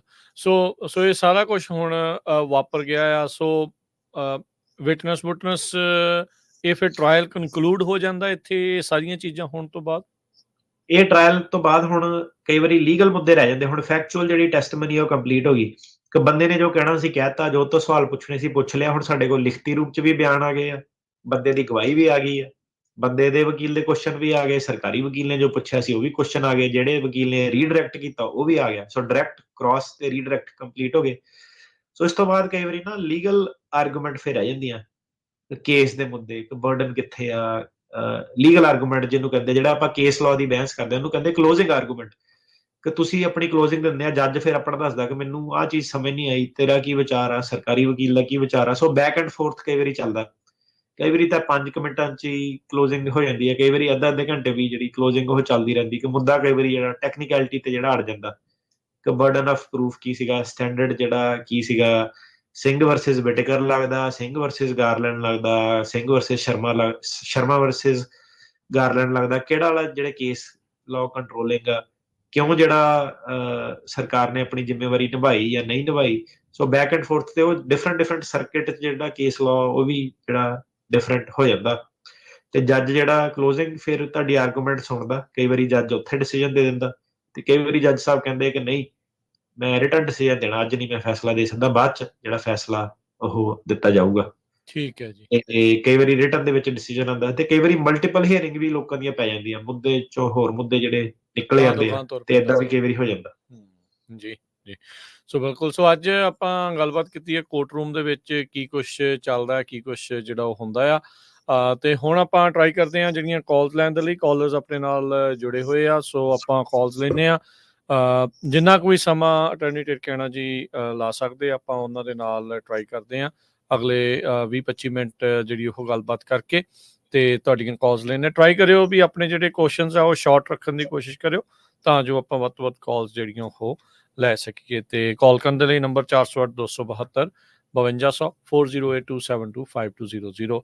ਕੁਲਵੰਤ ਕੌਰ ਜੀ, ਹਾਂਜੀ ਸਤਿ ਸ਼੍ਰੀ ਅਕਾਲ ਜੀ। ਹਾਂਜੀ ਸਤਿ ਸ੍ਰੀ ਅਕਾਲ ਜੀ। ਹਾਂਜੀ ਸਤਿ ਸ੍ਰੀ ਅਕਾਲ। ਜੀ ਹਾਂਜੀ ਵੀਰ ਜੀ, ਮੈਂ ਇਹ ਪੁੱਛਣਾ ਸੀਗਾ ਕਿ ਆਪਣੀ ਬੇਟੀ ਇੰਡੀਆ ਵਿਆਹ ਕਰਾ ਕੇ ਆਈ ਸੀ, ਤੇ ਜੀ 4 ਮਹੀਨੇ ਹੋ ਗਏ ਆ ਐਪਲੀਕੇਸ਼ਨ ਭਰੀ ਨੂੰ, ਤੇ ਬਸ ਇੰਨਾ ਹੀ ਉਹਨਾਂ ਨੇ ਜਵਾਬ ਦਿੱਤਾ ਆ ਕਿ ਤੁਸੀਂ ਭਰ ਦਿੱਤੀ ਆ, ਤੇ ਮੁੜ ਕੇ ਕੋਈ ਜਵਾਬ ਨਹੀਂ ਆਇਆ। ਮਤਲਬ ਸਿਟੀਜ਼ਨ ਬੇਟੀ ਤੁਹਾਡੀ ਵਿਆਹ ਕਰਾ ਕੇ ਆਈ ਇੰਡੀਆ, ਇਹ ਕਹਿਣਾ ਚਾਹੁੰਦੇ? ਹਾਂਜੀ ਹਾਂਜੀ, ਸਿਟੀਜ਼ਨ ਹੈ ਬੇਟੀ, ਹਾਂਜੀ ਵਿਆਹ ਕਰਾ ਕੇ ਆਈ। I-130 ਹੁੰਦਾ, ਉਹ ਤਾਂ ਟਾਈਮ ਲੱਗਦਾ, ਤੁਸੀਂ ਪ੍ਰੋਸੈਸਿੰਗ ਟਾਈਮ ਜਿਹੜਾ ਦੇਖੋ ਕਿਹੜੇ ਸਰਵਿਸ ਸੈਂਟਰ ਆ ਕਿੱਦਾਂ, ਤੇ ਇਹ ਤਾਂ ਜੇ 4 ਮਹੀਨੇ ਤੋਂ ਕੁਛ ਵੀ ਨਹੀਂ। ਹਾਂਜੀ ਨਹੀਂ, ਜਵਾਬ ਨਹੀਂ ਦਿੱਤਾ ਉਹਨਾਂ ਨੇ ਕੋਈ ਵੀ ਉਦਾਂ।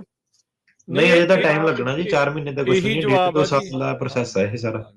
ਸਾਲਾਂ ਦੇ ਅੱਛਾ ਜੀ, ਤੇ ਕੋਈ ਏਦਾਂ ਫਿਕਰ ਵਾਲੀ ਗੱਲ ਨਹੀਂ ਹੈਗੀ? ਨਹੀਂ ਨਹੀਂ ਨਹੀਂ, ਤੁਹਾਨੂੰ ਉਹਨਾਂ ਨੇ ਜਦੋਂ ਕਹਿ ਰਿਹਾ ਵੀ ਵੇਟ ਕਰੋ ਨਾ, ਸੋ ਉਹ ਹੈ ਹੀ ਆ। ਜਦੋਂ 130 ਦੇ ਉੱਤੇ ਕੁਝ ਜਾਊਗਾ, ਮੇਕ ਸ਼ੋਰ ਕਰੋ ਵੀ ਤੁਸੀਂ ਆਪਣੇ ਡਾਕੂਮੈਂਟ ਆਪਣੇ ਹਿਸਾਬ ਦੇ ਡਾਕੂਮੈਂਟ ਸਹੀ ਫਾਈਲ ਕੀਤੇ ਹੋਣੇ ਚਾਹੀਦੇ ਆ, ਨਹੀਂ ਤਾਂ ਫਿਕਰ ਵਾਲੀ ਗੱਲ ਤਾਂ ਇਹੀ ਹੁੰਦੀ ਹੈ ਕਿ ਫਿਰ ਜੇ ਨਹੀਂ ਸਹੀ ਫਾਈਲ ਕੀਤੇ ਤਾਂ ਬੰਦਾ ਉੱਥੇ ਰਹਿਣ ਦੀ ਕਾਰਵਾਈ। ਸੋ ਮੇਕ ਸ਼ੋਰ ਕਰੋ ਕਿ ਪੇਪਰ ਸਹੀ ਫਾਈਲ ਹੋਏ।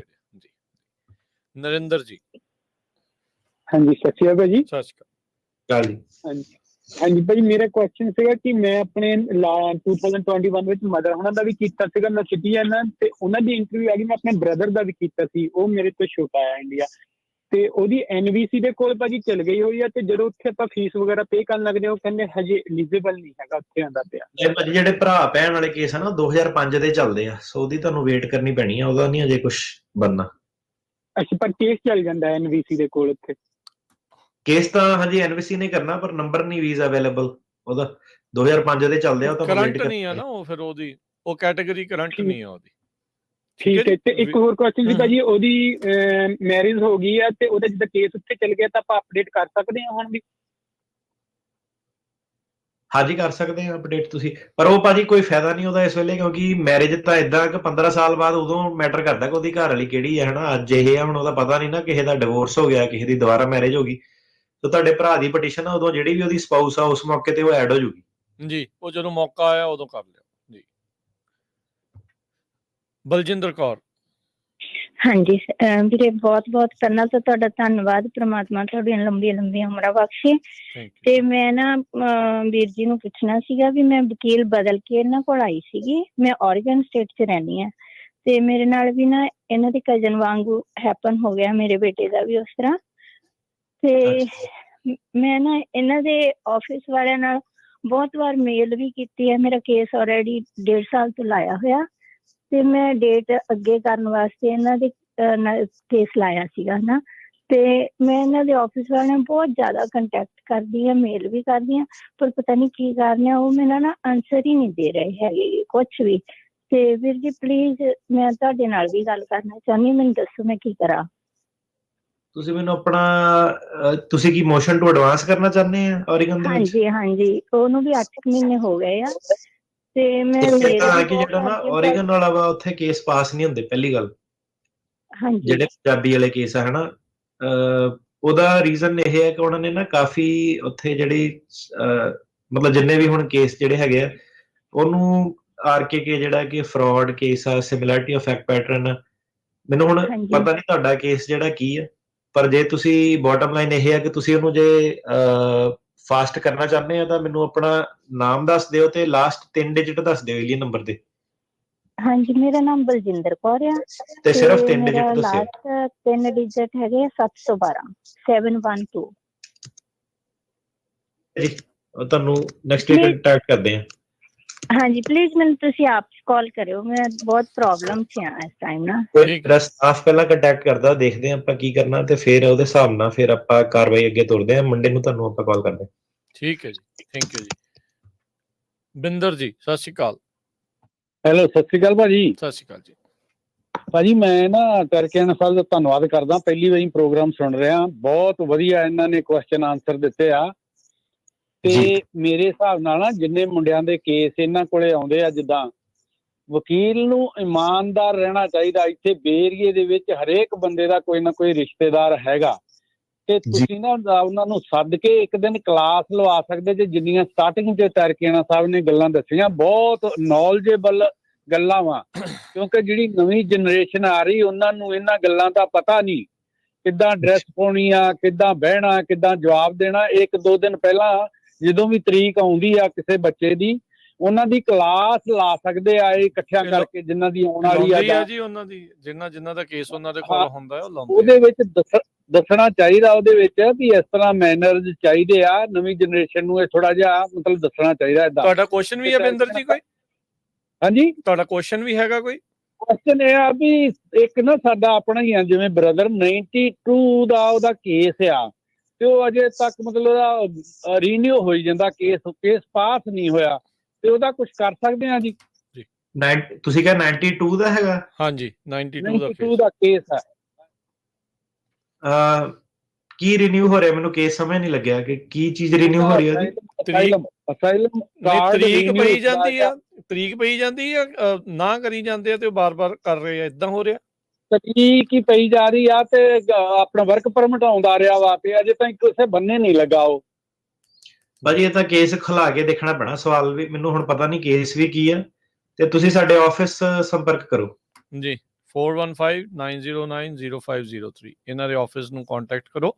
ਮੰਡੇ ਨੂੰ ਕਰ ਲਿਓ ਇਹਨਾਂ ਦੇ ਆਫਿਸ ਦੇ ਨਾਲ ਕੰਟੈਕਟ ਤੇ ਫਿਰ ਉਹ ਦੱਸਣਗੇ।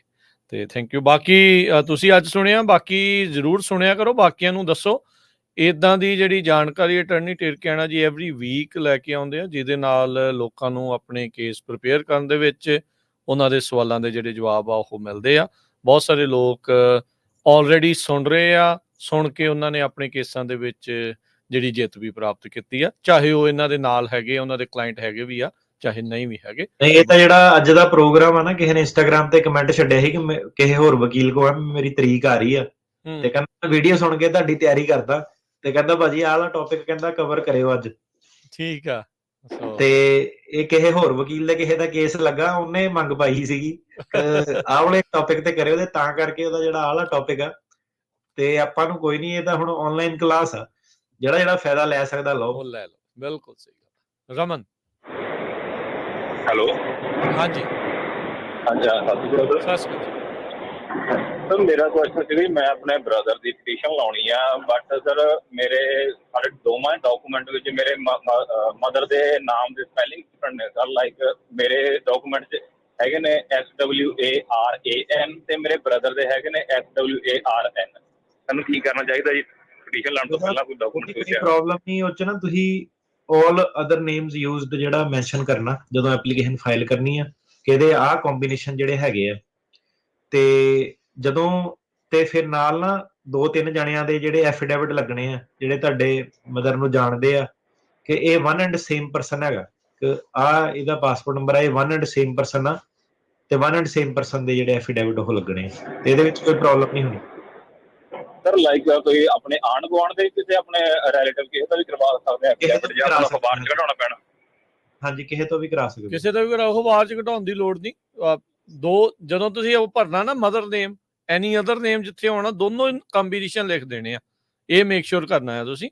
ਤੇ ਬਾਕੀ ਜਿਹੜੇ ਐਫੀਡੇਵਿਟ ਦੱਸੇ ਆ ਅਟਾਰਨੀ ਟਿਰਕੈਣਾ ਨੇ, ਉਹ ਤੁਸੀਂ ਆਪਣੇ ਪਿੰਡ ਵਾਲਿਆਂ ਦੇ ਕਿਸੇ ਦੇ ਵੀ ਜਿਹੜੀ ਉਹ ਬਣਵਾ ਲਓ, ਚਾਹੇ ਰਿਸ਼ਤੇਦਾਰਾਂ ਦੇ ਬਣਵਾ ਲਓ। ਜਤਿੰਦਰ ਜੀ। ਹਾਂਜੀ, ਹੈਲੋ, ਸਤਿ ਸ਼੍ਰੀ ਅਕਾਲ ਜੀ। ਜੀ ਸਤਿ ਸ਼੍ਰੀ ਅਕਾਲ। ਸਤਿ ਸ਼੍ਰੀ ਅਕਾਲ ਜੀ। ਹਾਂਜੀ, ਦੋਨਾਂ ਵੀਰਾਂ ਨੂੰ ਸਤਿ ਸ਼੍ਰੀ ਅਕਾਲ ਜੀ। ਮੈਂ ਤੁਹਾਡਾ ਪ੍ਰੋਗਰਾਮ ਕਾਫੀ ਦੇਰ ਤੋਂ ਸੁਣਦਾ ਆ ਰਿਹਾ ਤੇ ਮੈਨੂੰ ਟਿਰਕੈਣਾ ਵੀਰ ਜੀ ਦੀਆਂ ਸਲਾਹਾਂ ਵੀ ਵਧੀਆ ਲੱਗਦੀਆਂ ਨੇ, ਕਿਉਂਕਿ ਬੜੀਆਂ ਫੇਅਰ ਤੇ ਸਹੀ ਹੁੰਦੀਆਂ ਨੇ ਇਹਨਾਂ ਦੀਆਂ ਸਲਾਹਾਂ। ਤੇ ਮੈਨੂੰ ਤੁਹਾਡੀ ਸਾਰਿਆਂ ਦੀ ਹੈਲਪ ਚਾਹੀਦੀ ਹੈ ਕਿ ਮੇਰਾ ਹੈਗਾ ਟਰੱਕਿੰਗ ਦੇ ਵਿੱਚ 8 ਸਾਲ ਦਾ experience as a driver cum owner. ਤੁਸੀਂ ਕੈਨੇਡਾ ਤੋਂ ਬੋਲ ਰਹੇ ਹੋ ਨਾ?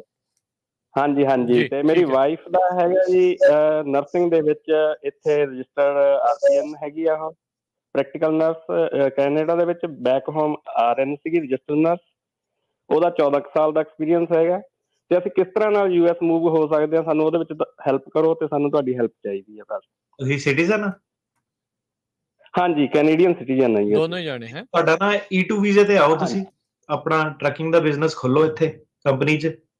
ਡੇਢ $2 ਲੱਖ ਤੁਹਾਨੂੰ ਇਨਵੈਸਟ ਕਰਨੇ ਪੈਣੇ ਆ, ਇੰਨਾ ਕੁ ਕਰਨਾ ਪੈਣਾ। ਇਕਵਿਪਮੈਂਟ ਵਗੈਰਾ ਵੀ ਆਪਣੀ ਪਾ ਸਕਦੇ ਆ, ਟਰੱਕ ਬਿਜ਼ਨਸ 'ਚ ਆਓ।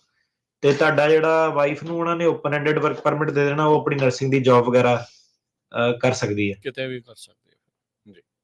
ਬਾਕੀ ਤੁਸੀਂ ਇਹਨਾਂ ਦੇ ਆਫਿਸ ਕੰਟੈਕਟ ਕਰੋ E2 ਵੀਜ਼ੇ ਦੇ ਲਈ, ਕਿੱਦਾਂ ਕਰਨਾ, ਕੀ ਤੁਹਾਨੂੰ ਚਾਹੀਦਾ, ਬਿਜ਼ਨਸ ਪਲਾਨ, ਉਹ ਸਾਰੀਆਂ ਚੀਜ਼ਾਂ ਦੇ ਵਿੱਚ ਇਵੈਂਚੁਅਲੀ ਤੁਹਾਨੂੰ ਜਿਹੜੀ ਹੈਲਪ ਕਰਨਗੇ। ਇਹਨਾਂ ਦਾ ਫੋਨ ਨੰਬਰ 4159090503 ਉੱਤੇ ਕੰਟੈਕਟ ਕਰ ਲਿਓ। ਠੀਕ ਹੈ ਜਤਿੰਦਰ ਜੀ। ਵਾਈਫ ਦਾ ਮੇਰੀ ਜਿੱਦਾਂ ਹੀ LPN ਹੈਗੀ ਆ, ਤੇ ਉਹਦਾ ਕੁਝ ਬਣ ਜਾਏਗਾ ਜਾਂ ਉਹਨੂੰ ਕਰਨਾ ਪਏਗਾ? ਉਹਦਾ ਏਦਾਂ ਹੁੰਦਾ ਕਿ ਨਾ 2 ਵਰਕ ਵੀਜ਼ੇ ਹੁੰਦੇ ਆ। ਇੱਕ ਹੁੰਦਾ H1B, ਉਹ ਲੋਟਰੀ ਬੇਸਡ ਹੁੰਦਾ ਵਾ, ਉਹਦਾ ਤਾਂ ਹੁਣ ਟਾਈਮ ਨਿਕਲ ਗਿਆ। ਤੇ ਉਹਦੇ ਲਈ US EMPLOYER ਜਿਹੜਾ ਉਹ ਕਰ ਸਕਦਾ 4 ਸਾਲ ਦੀ ਡਿਗਰੀ ਦੇ ਬੇਸ ਤੇ। ਇੱਕ ਵੀਜ਼ਾ ਹੁੰਦਾ TN ਵੀਜ਼ਾ, ਉਹਦੇ ਵਿੱਚ ਸਿੱਧੇ ਜਿਹੜੀ ਨਰਸਿੰਗ ਵਾਲੀ ਜਿਹੜੀ ਪ੍ਰੋਫੈਸ਼ਨ ਉਹਨਾਂ ਨੇ ਪਾਏ ਨਹੀਂ ਆ, ਤੇ ਉਹ ਲਿਸਟ ਆਫ ਆਕੂਪੇਸ਼ਨ ਦੇ ਬੇਸ ਤੇ ਜਿਹੜਾ US EMPLOY ਕਰ ਸਕਦਾ। ਉਹ ਤੁਹਾਡਾ ਲੰਬਾ ਚੌੜਾ ਕੰਮ ਆ, ਤੇ ਉਹਦੇ ਵਿੱਚ ਨਾ ਨਰਸਿੰਗ ਵਾਲਾ ਜਿਹੜਾ ਆਣਾ ਨਹੀਂ, ਹਸਪਤਾਲ ਨੂੰ ਤੁਸੀਂ ਕੰਟੈਕਟ ਜ਼ਰੂਰ ਕਰ ਸਕਦੇ ਆ, ਪਰ ਤੁਹਾਡੀ ਜਿਹੜੀ ਇਹਦੇ ਵਿੱਚ ਪ੍ਰੈਕਟੀਕਲੀ ਜਿਹੜੀ ਗੱਲ ਬਣਨੀ ਆ, ਉਹ E2 ਵੀਜ਼ੇ ਰਾਹੀਂ ਬਣਨੀ ਹੈ, ਇਨਵੈਸਟਮੈਂਟ ਰਾਹੀਂ ਜੀ। ਉਹ ਇਹ ਆ ਵੀ ਤੁਸੀਂ ਟਰੱਕਿੰਗ ਕਰੀ ਜਾਓ, ਤੇ ਉਹ ਤੁਹਾਡੇ ਜਿਹੜੇ ਵਾਈਫ ਆ ਉਹ ਫਿਰ ਕਿਸੇ ਵੀ ਹਸਪਤਾਲ 'ਚ ਓਪਨ ਐਂਡਡ ਜਿਹੜਾ ਵਰਕ ਪਰਮਿਟ ਆ ਉਹ ਫਿਰ ਉਹ ਕਰ ਸਕਦੇ ਹੈ। ਮੇਰਾ ਵੀਰੇ ਏਦਾਂ ਹੁੰਦਾ ਕਿ ਦੇਖੋ, ਅਮਰੀਕਾ 'ਚ ਹੁਣ ਨਰਸਿੰਗ ਵਾਲੇ ਦੇ ਤਾਂ ਪੈਸੇ ਬਣਦੇ ਆ ਹਨਾ, ਹਮੇਸ਼ਾ ਹੀ, ਕਿਉਂਕਿ ਸ਼ਾਰਟੇਜ ਵੀ ਜਿਹੜੀ ਰਹਿੰਦੀ ਆ। ਟਰੱਕਿੰਗ ਦਾ ਹੁਣ ਕੁਝ ਕਹਿ ਨਹੀਂ ਸਕਦੇ, ਪਰ ਏਦਾਂ ਕਿ ਤੁਹਾਨੂੰ ਹੁਣ ਜੇ ਇਨਵੈਸਟਮੈਂਟ ਕਰੋਗੇ, ਰਿਸਕ ਬੰਦੇ ਨੂੰ ਲਾਈਫ ਦੇ ਵਿੱਚ ਲੈਣਾ ਪੈਂਦਾ ਹੁੰਦਾ ਜ਼ਿੰਦਗੀ 'ਚ ਅੱਗੇ ਵਧਣ ਲਈ। ਸੋ ਜੇ ਤੁਸੀਂ ਕੈਲਕੂਲੇਸ਼ਨ ਨਹੀਂ ਕਰਦੇ ਰਹਿਣਾ ਕਿ ਨਹੀਂ ਮੈਂ ਪੈਸੇ ਨਹੀਂ ਖਰਚਣੇ, ਮੈਂ ਇਨਵੈਸਟਮੈਂਟ ਨਹੀਂ ਕਰਨੀ, ਅਮਰੀਕਾ ਦਾ ਦਰਵਾਜ਼ਾ ਤੁਹਾਡੇ ਲਈ ਨਹੀਂ ਖੁੱਲਣਾ। ਸੋ ਇਹ ਜਦੋਂ ਤੁਸੀਂ ਰੈਡੀ ਆ, ਤੇ ਉਦੋਂ ਤੁਸੀਂ ਇਹ E2 ਵਾਲਾ ਜਿਹੜਾ ਪੰਗਾ ਲਓ। ਤੇ ਫਿਰ ਉਸ ਤੋਂ ਬਾਅਦ ਜਿਹੜਾ E2 ਜਿਹੜਾ ਵੀਜ਼ਾ, ਉਹਦੇ ਵਿੱਚ ਤੁਹਾਨੂੰ ਕੈਪੀਟਲ ਆਪਣੀ ਰਿਸਕ ਤੇ ਰੱਖਣੀ ਪੈਂਦੀ ਆ, ਬਿਜ਼ਨਸ ਐਂਟਰਪ੍ਰੇਨਰ ਬਣਨਾ ਪੈਂਦਾ, ਜੌਬ ਕ੍ਰੀਏਸ਼ਨ ਵਗੈਰਾ ਕਰਨੀ ਪੈਂਦੀ ਹੈ, ਤੇ ਫਿਰ ਤਾਂ ਕਰਕੇ ਉਹ ਤੁਹਾਨੂੰ ਜਿਹੜਾ ਵੀਜ਼ਾ ਇਹ ਦਿੰਦੇ ਆ। ਤੇ ਘਰ ਵਾਲੀ ਨੂੰ ਓਪਨ ਐਂਡਡ ਮਿਲ ਜਾਣਾ। ਸੋ ਨਰਸਿੰਗ ਦੀ ਤੁਹਾਡਾ ਕਹਿ ਲਓ ਇੱਕ ਬੈਕਅਪ ਪਲਾਨ ਜਿਹੜਾ ਨਾਲ ਚੱਲਦਾ ਰਹਿਣਾ। ਸੋ ਜਦੋਂ ਤੁਸੀਂ ਇਹ ਪੰਗਾ ਲੈਣ ਲਈ ਤਿਆਰ ਆ, ਤੇ ਫਿਰ E2 ਦਾ ਦਰਵਾਜ਼ਾ ਤੁਹਾਡੇ ਲਈ ਖੁੱਲ ਸਕਦਾ ਜੀ। ਸਤਨਾਮ ਜੀ। ਸਤਿ ਸ੍ਰੀ ਅਕਾਲ ਜੀ। ਸਤਿ ਸ਼੍ਰੀ ਅਕਾਲ। ਹਾਂਜੀ, ਮੇਰਾ ਇਹ ਆ ਕਿ ਮੈਂ ਪਹਿਲੇ ਤੁਹਾਡੇ ਨਾਲ ਗੱਲ ਕੀਤੀ ਸੀ। ਮੇਰਾ 2016 ਦਾ ਕੇਸ ਸੀ ਅਸੈਲਮ। ਹੁਣ 1 ਸਾਲ ਬਾਅਦ ਉਹਨਾਂ ਡਿਸੀਜਨ ਦਿੱਤਾ ਵਾ, ਕੇਸ ਉਹਨਾਂ ਭੇਜਤਾ ਵਾ ਕੋਰਟ ਦੇ ਵਿੱਚ।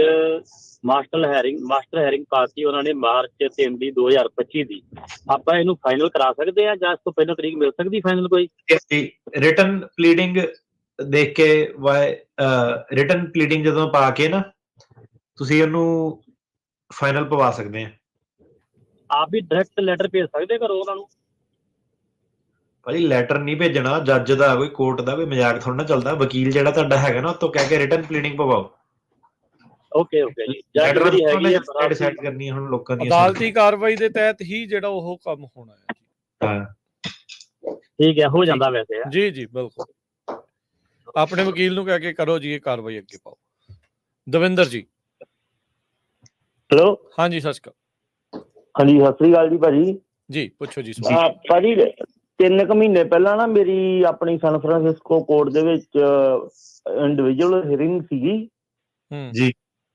ਤੇ ਉੱਥੇ ਨਾ ਜਿੱਦਾਂ ਸਰਕਾਰੀ ਵਕੀਲ ਆਇਆ ਤੇ ਉਹਨੇ ਮੈਟਰ ਆਫ ਕੇ ਕੋਈ ਏਦਾਂ ਦੀ ਫਾਈਲ ਮੇਰੇ ਮਤਲਬ ਜਮ੍ਹਾਂ ਕਰਾਤੀ ਜਿੱਦਾਂ। ਤੇ ਭਾਜੀ ਉਹਦਾ ਕੀ ਹੱਲ ਹੋ ਸਕਦਾ ਤੇ ਕਿੱਦਾਂ ਮਤਲਬ ਉਹਦਾ ਬਾਅਦ ਦੇ ਵਿੱਚ ਜੱਜ ਨੇ ਜਿੱਦਾਂ ਮੈਨੂੰ ਟਾਈਮ ਦਿੱਤਾ 2 ਸਾਲਾਂ ਦਾ, ਵੀ 2 ਸਾਲਾਂ ਬਾਅਦ ਹੋਣੀ ਜਾਊਗੀ ਹੁਣ ਤੇਰੀ।